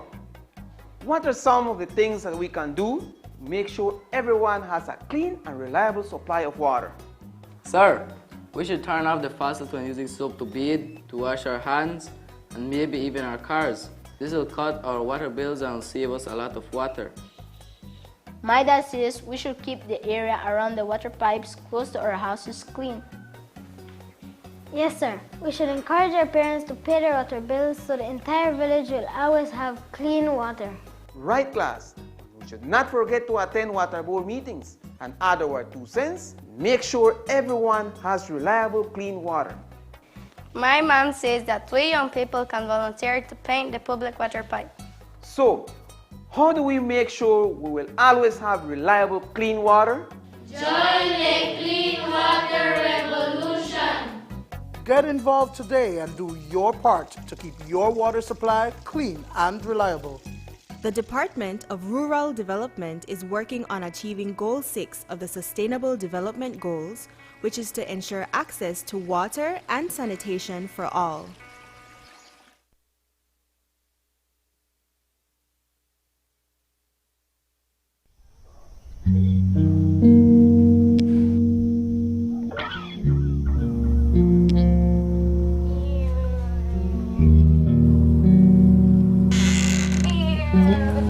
Hi, Dad. Hi, Brian. Please stop running around the house. Right now, Dad.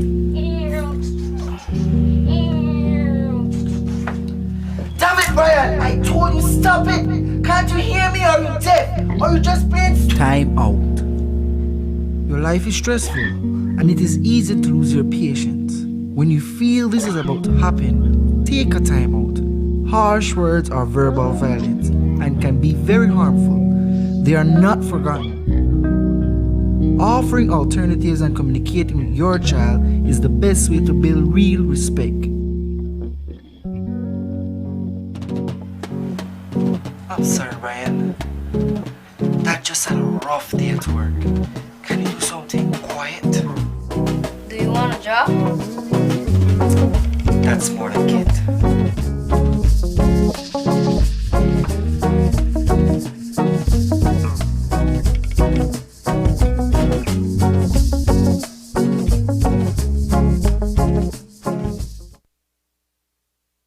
Whether you're at home, on the road, at work, or at school, if you see news happening or suspect that something might be up, call or text the Channel 5 News Belize tip line at 672-5555. You don't have to give us your name, just give us the tip. That's 672-5555. Call or text us so we can check it out.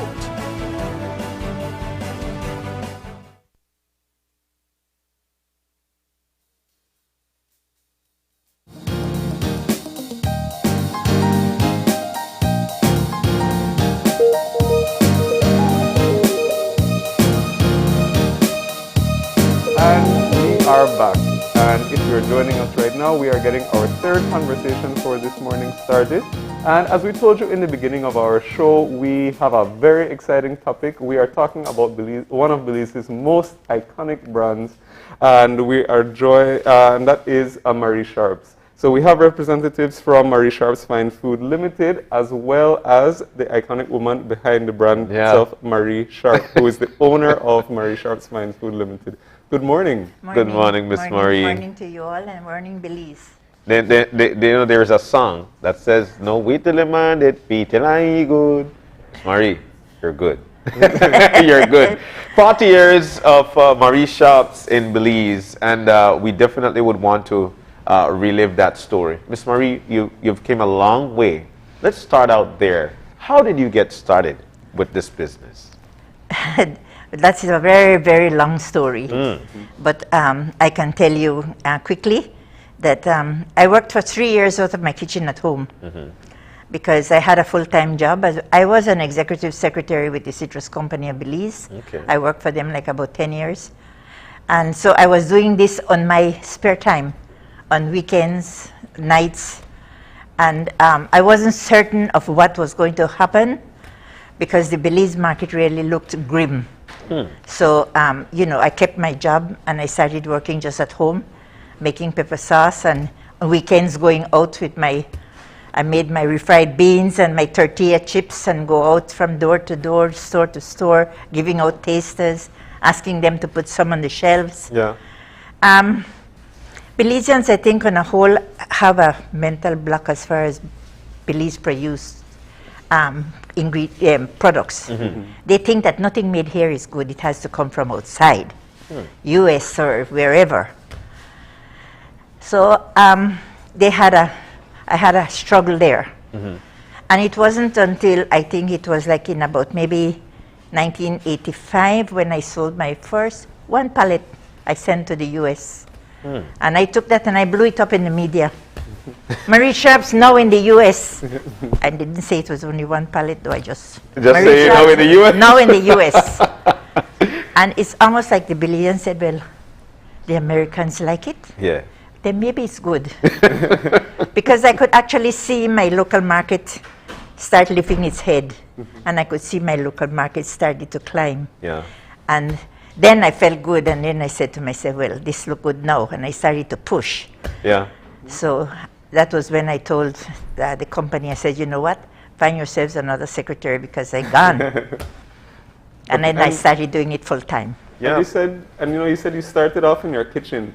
How is it that you came up with the recipe, and how are you confident that this was that this recipe and this product was the one? They're all my creations. I made from carrots. I made from carrots and cabbage. I made from papaya. I made from banana. I made all different mixtures of pepper. And then I started giving away to my friends. We had a lot of friends visiting the company. And, I would ask them, what you think, which one. And I quickly found out that the preferred sauce was the carrot base. And that was when then I did away with the others and I started working on the carrot because that was the one that everybody preferred. And actually one of my friends was the one who said to me, Gal, why you not sell this locally? He said, this better than anything that's on the market. So he planted the little seed and I thought about it. I said, you know what? I'm going to try it. Yeah. That was when I went out and I bought myself 3 stoves, the ones that you put on a counter. Yeah. And I bought 3 pots.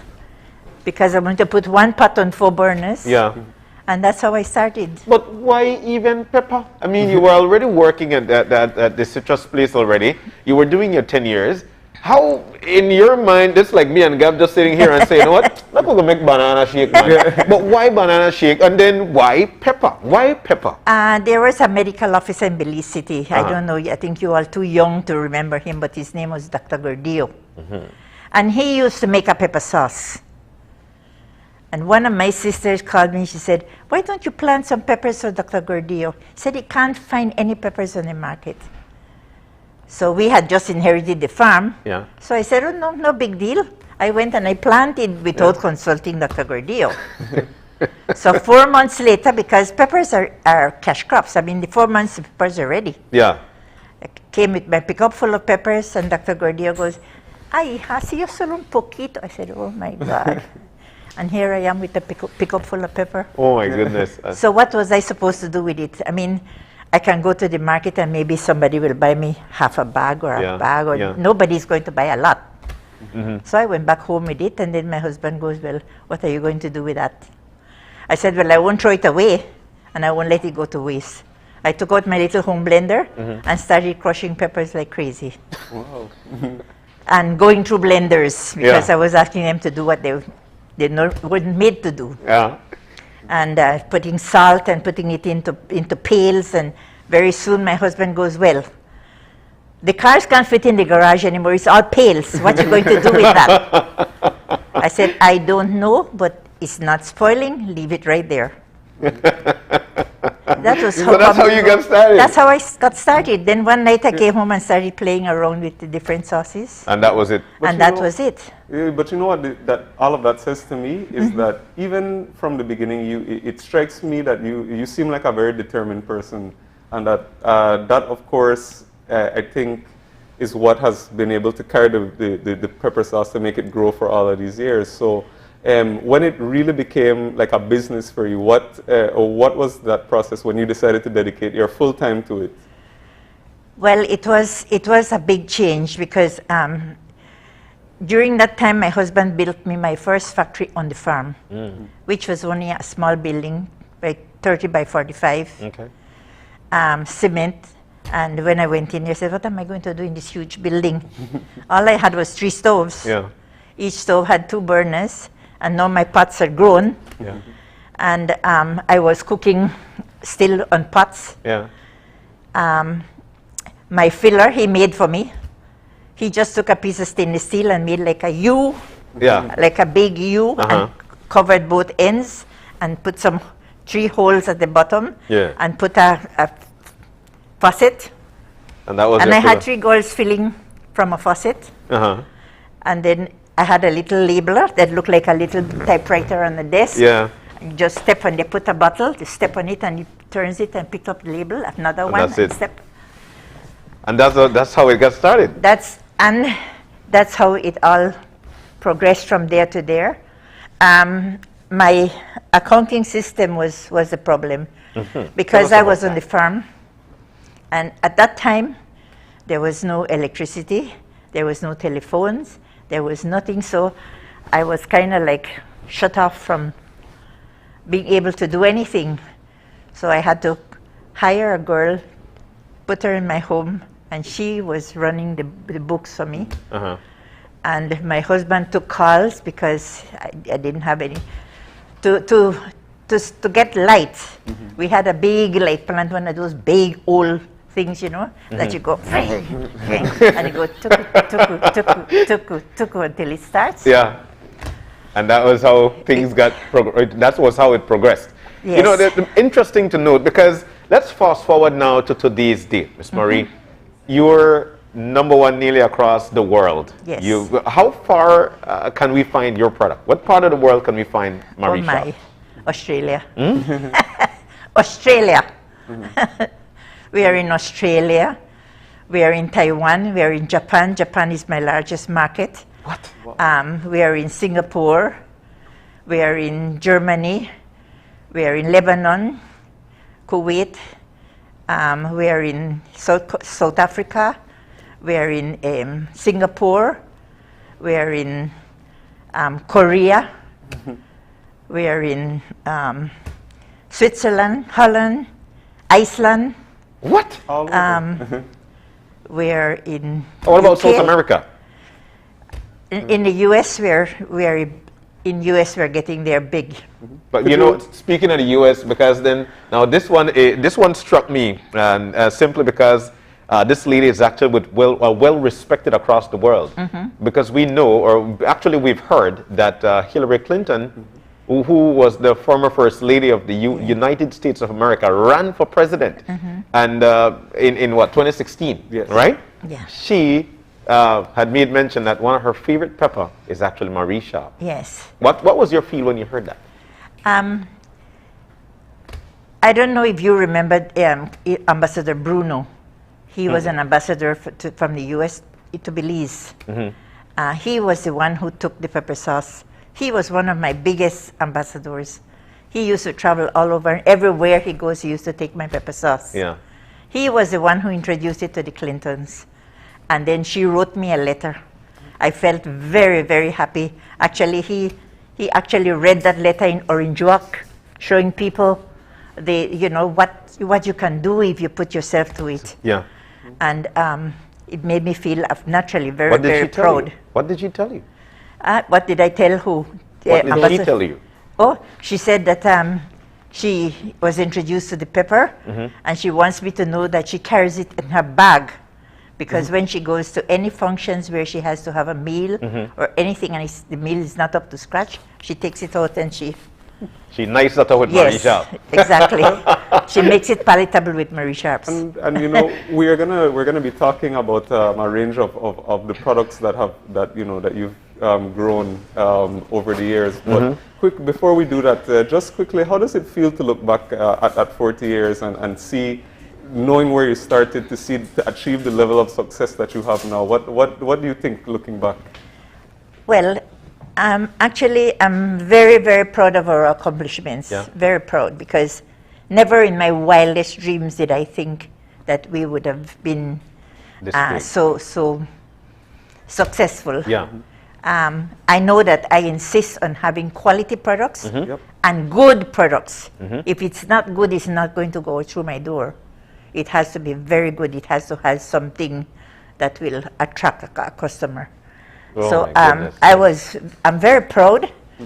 I look back on it and I thank the good Lord every day, because I never thought that I would live to see what is happening today in my company. Wow. 40 years after the 40 fact. years. Wow. It's 40 years.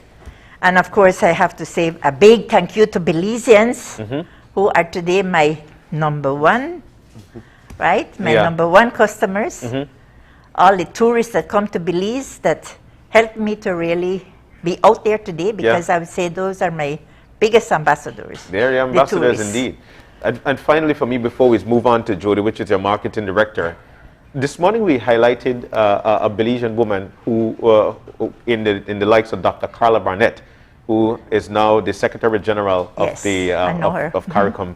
And that's a big deal for us. Miss Marie, you're celebrating 40 years. You're an icon to women in this country. What is your message to Belizean women? Well, I would like to encourage all the Belizean women to never give up on any dream. You can do it. Yes. You just have to put yourself to it, stick in there, and go with whatever your dream is. Never give up. Wow. And you have to have an accomplished business. Yeah, excellent. Well, Gab, I'll tell you what, we need to move on now to Jody. Jody's on the other side there, and he's actually the marketing director for Marie Sharp Fine Food Limited. Let's meet Jody, because we know that he's got some of these products, and I am ready.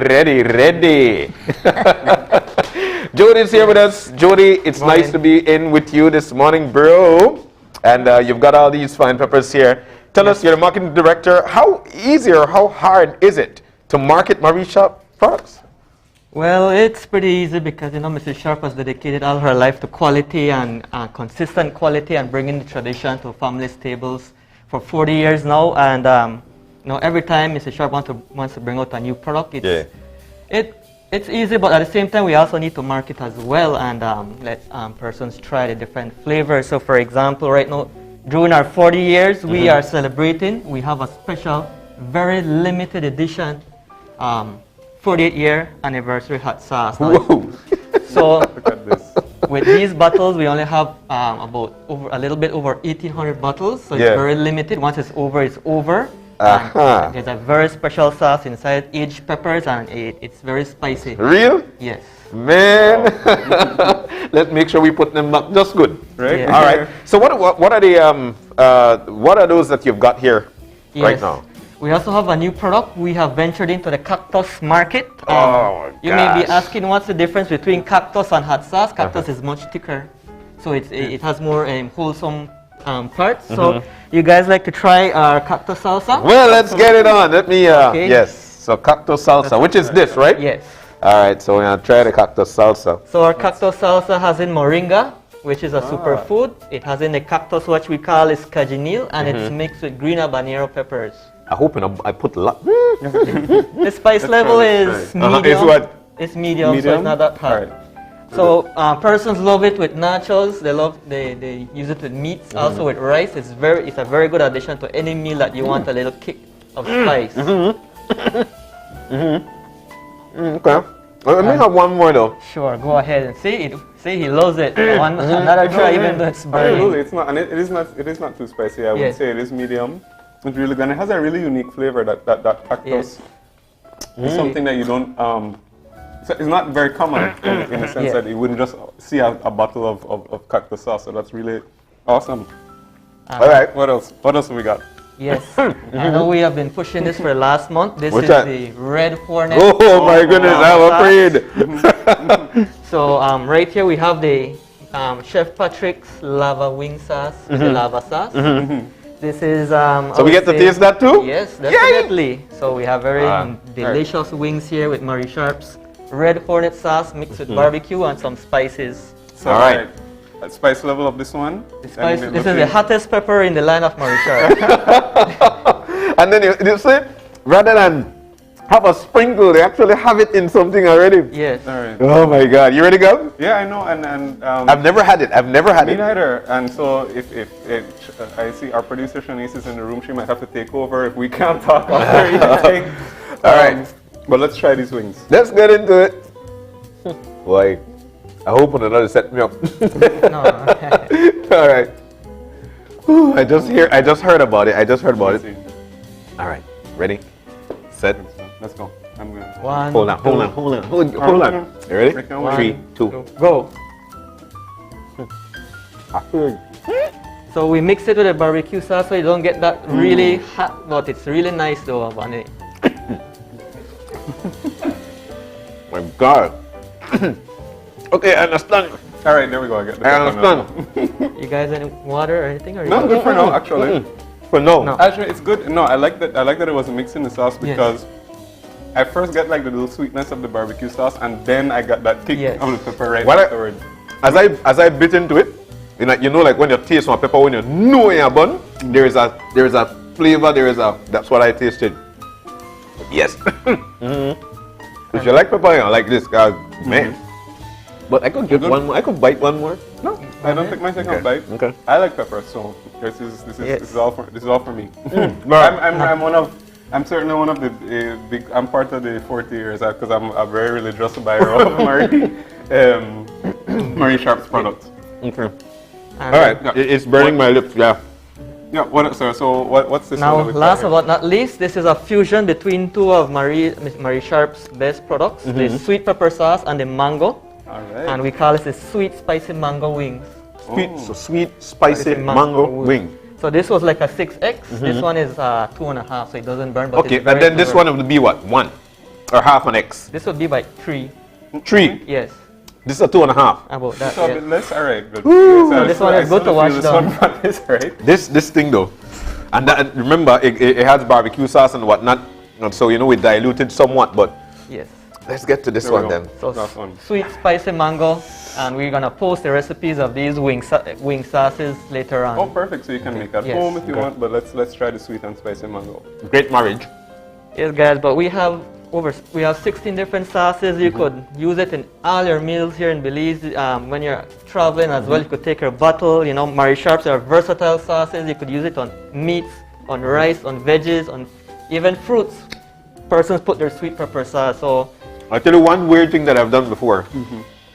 Because I went to a specific store in Spanish Lookout, and we were there to buy ice cream, and they had the Marie Sharp pepper there. Yes. So I thought probably they wanted to do some kind of a experiment, so I threw Marie Sharp on my ice cream. How it is? Well, it was spicy, but it was nice. Alright, so here we go. These wings are great, by the way. I was because you notice I wasn't talking a lot for the past couple of seconds. That was because I was busy eating. Great, love the sauce, and just like you said, it's not too spicy, so it's really good. So I think you could even give kids that like that. This one is not too bad. Yeah, this one is not too bad. But Mr. Hurt, this is a serious, and this is the newest kid on the block. You said, right? Yes. All right. So I'll tell you what I want to do, because I don't think that I actually got. The burn from there. So I want to actually taste this one. All right, let's see. Just like that. Right? Okay. All right. So there we go. Come on. That too. All right. So here we go. I'm going to actually taste this because I didn't want it diluted. I've heard so much about it. And I want to make sure that I get the taste. Right, let's go. Okay, so here we go. 3, 2.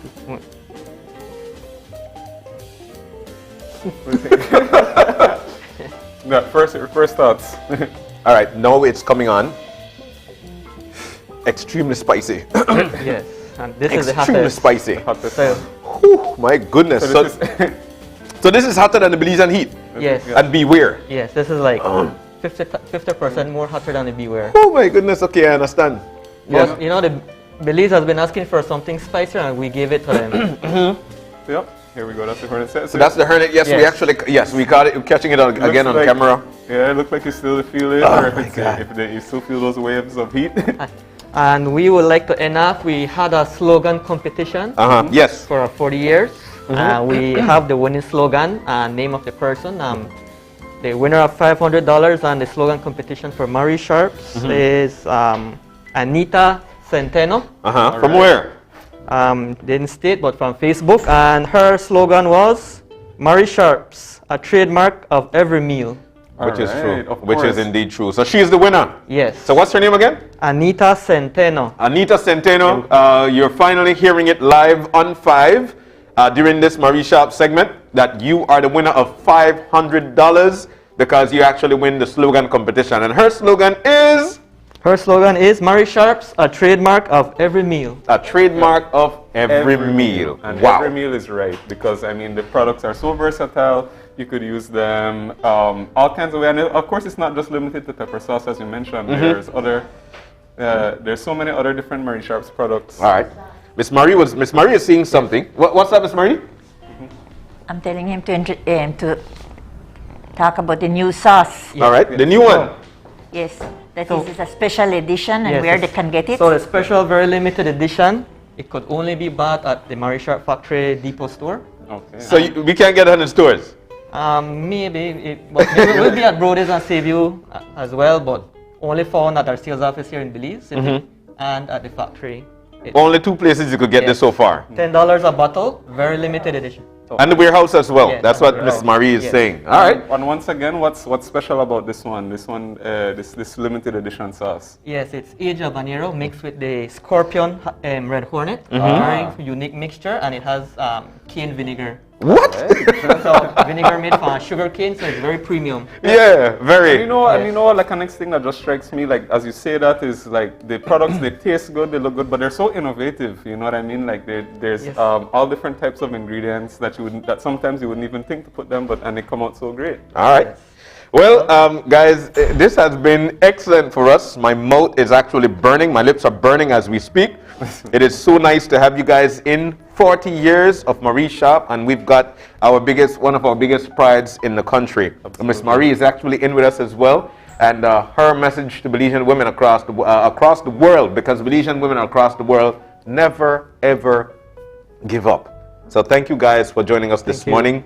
Congrats my again goodness, congratulations, man. 40 years. Congratulations. Miss Marie, congratulations to you, and I'm sure Belizeans will continue to support you. One of the things that strikes best for me is that she actually got that letter from Hillary Clinton. Yeah, the First Lady, Hillary Clinton, saying, you know what? She takes that around with her everywhere that she goes, and I'm sure you do as well. Thank you for joining us once again. We're about to take our final break. When we come back, we'll be wrapping things up. I need some water. We'll be back.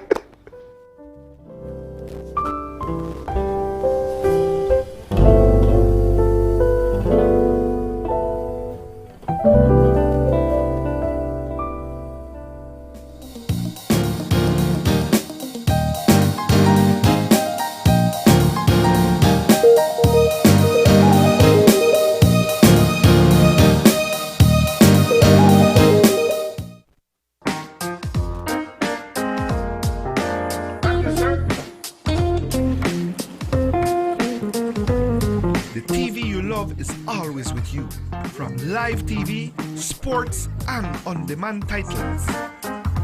Choose your plan today. Plans start as low as $15 per month. My TV, entertainment, anytime, anywhere.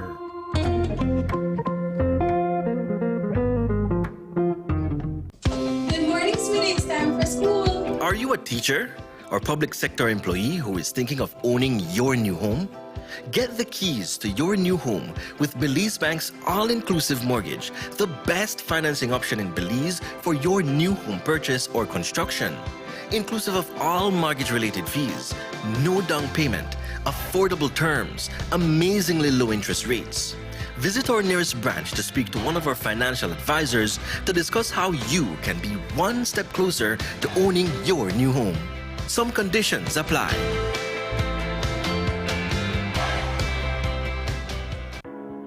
Imagine going through your entire day without the burden and risk of carrying cash on you. Belize's shift to digital wallets has begun with eCash. We can now skip the cash when collecting money or paying for our essentials, all while using a fast, easy, and secure platform. Simply add funds to your wallet via bank transfer or at an agent, and you're good to go.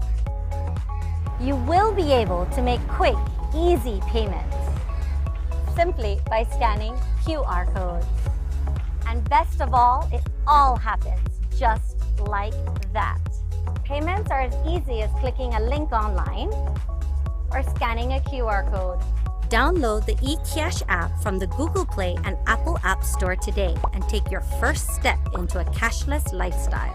The future is here with eCash. For more information, visit www.e-cash.com or contact us via WhatsApp at 613-0257 to find out more.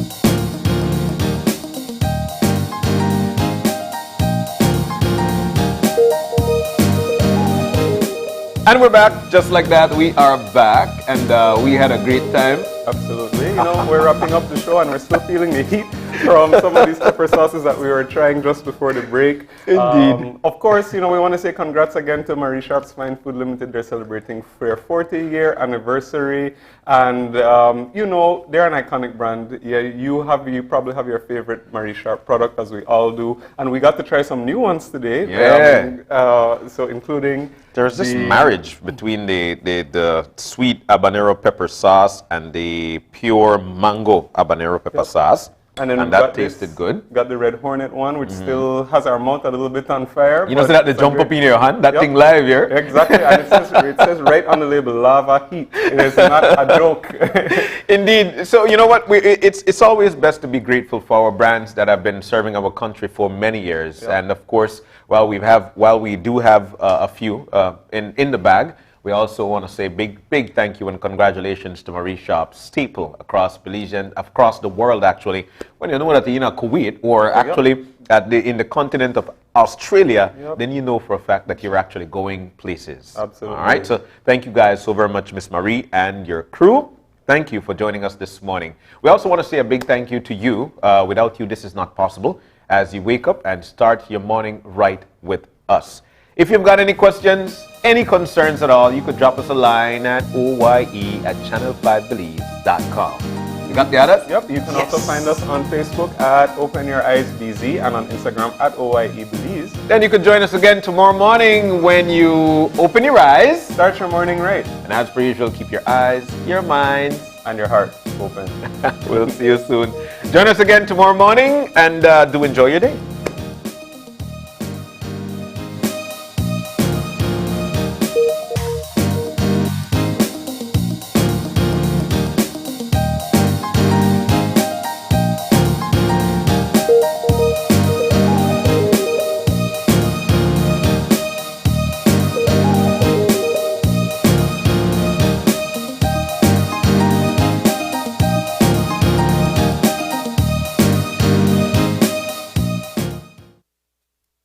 Open Your Eyes was brought to you by the Belize Bank.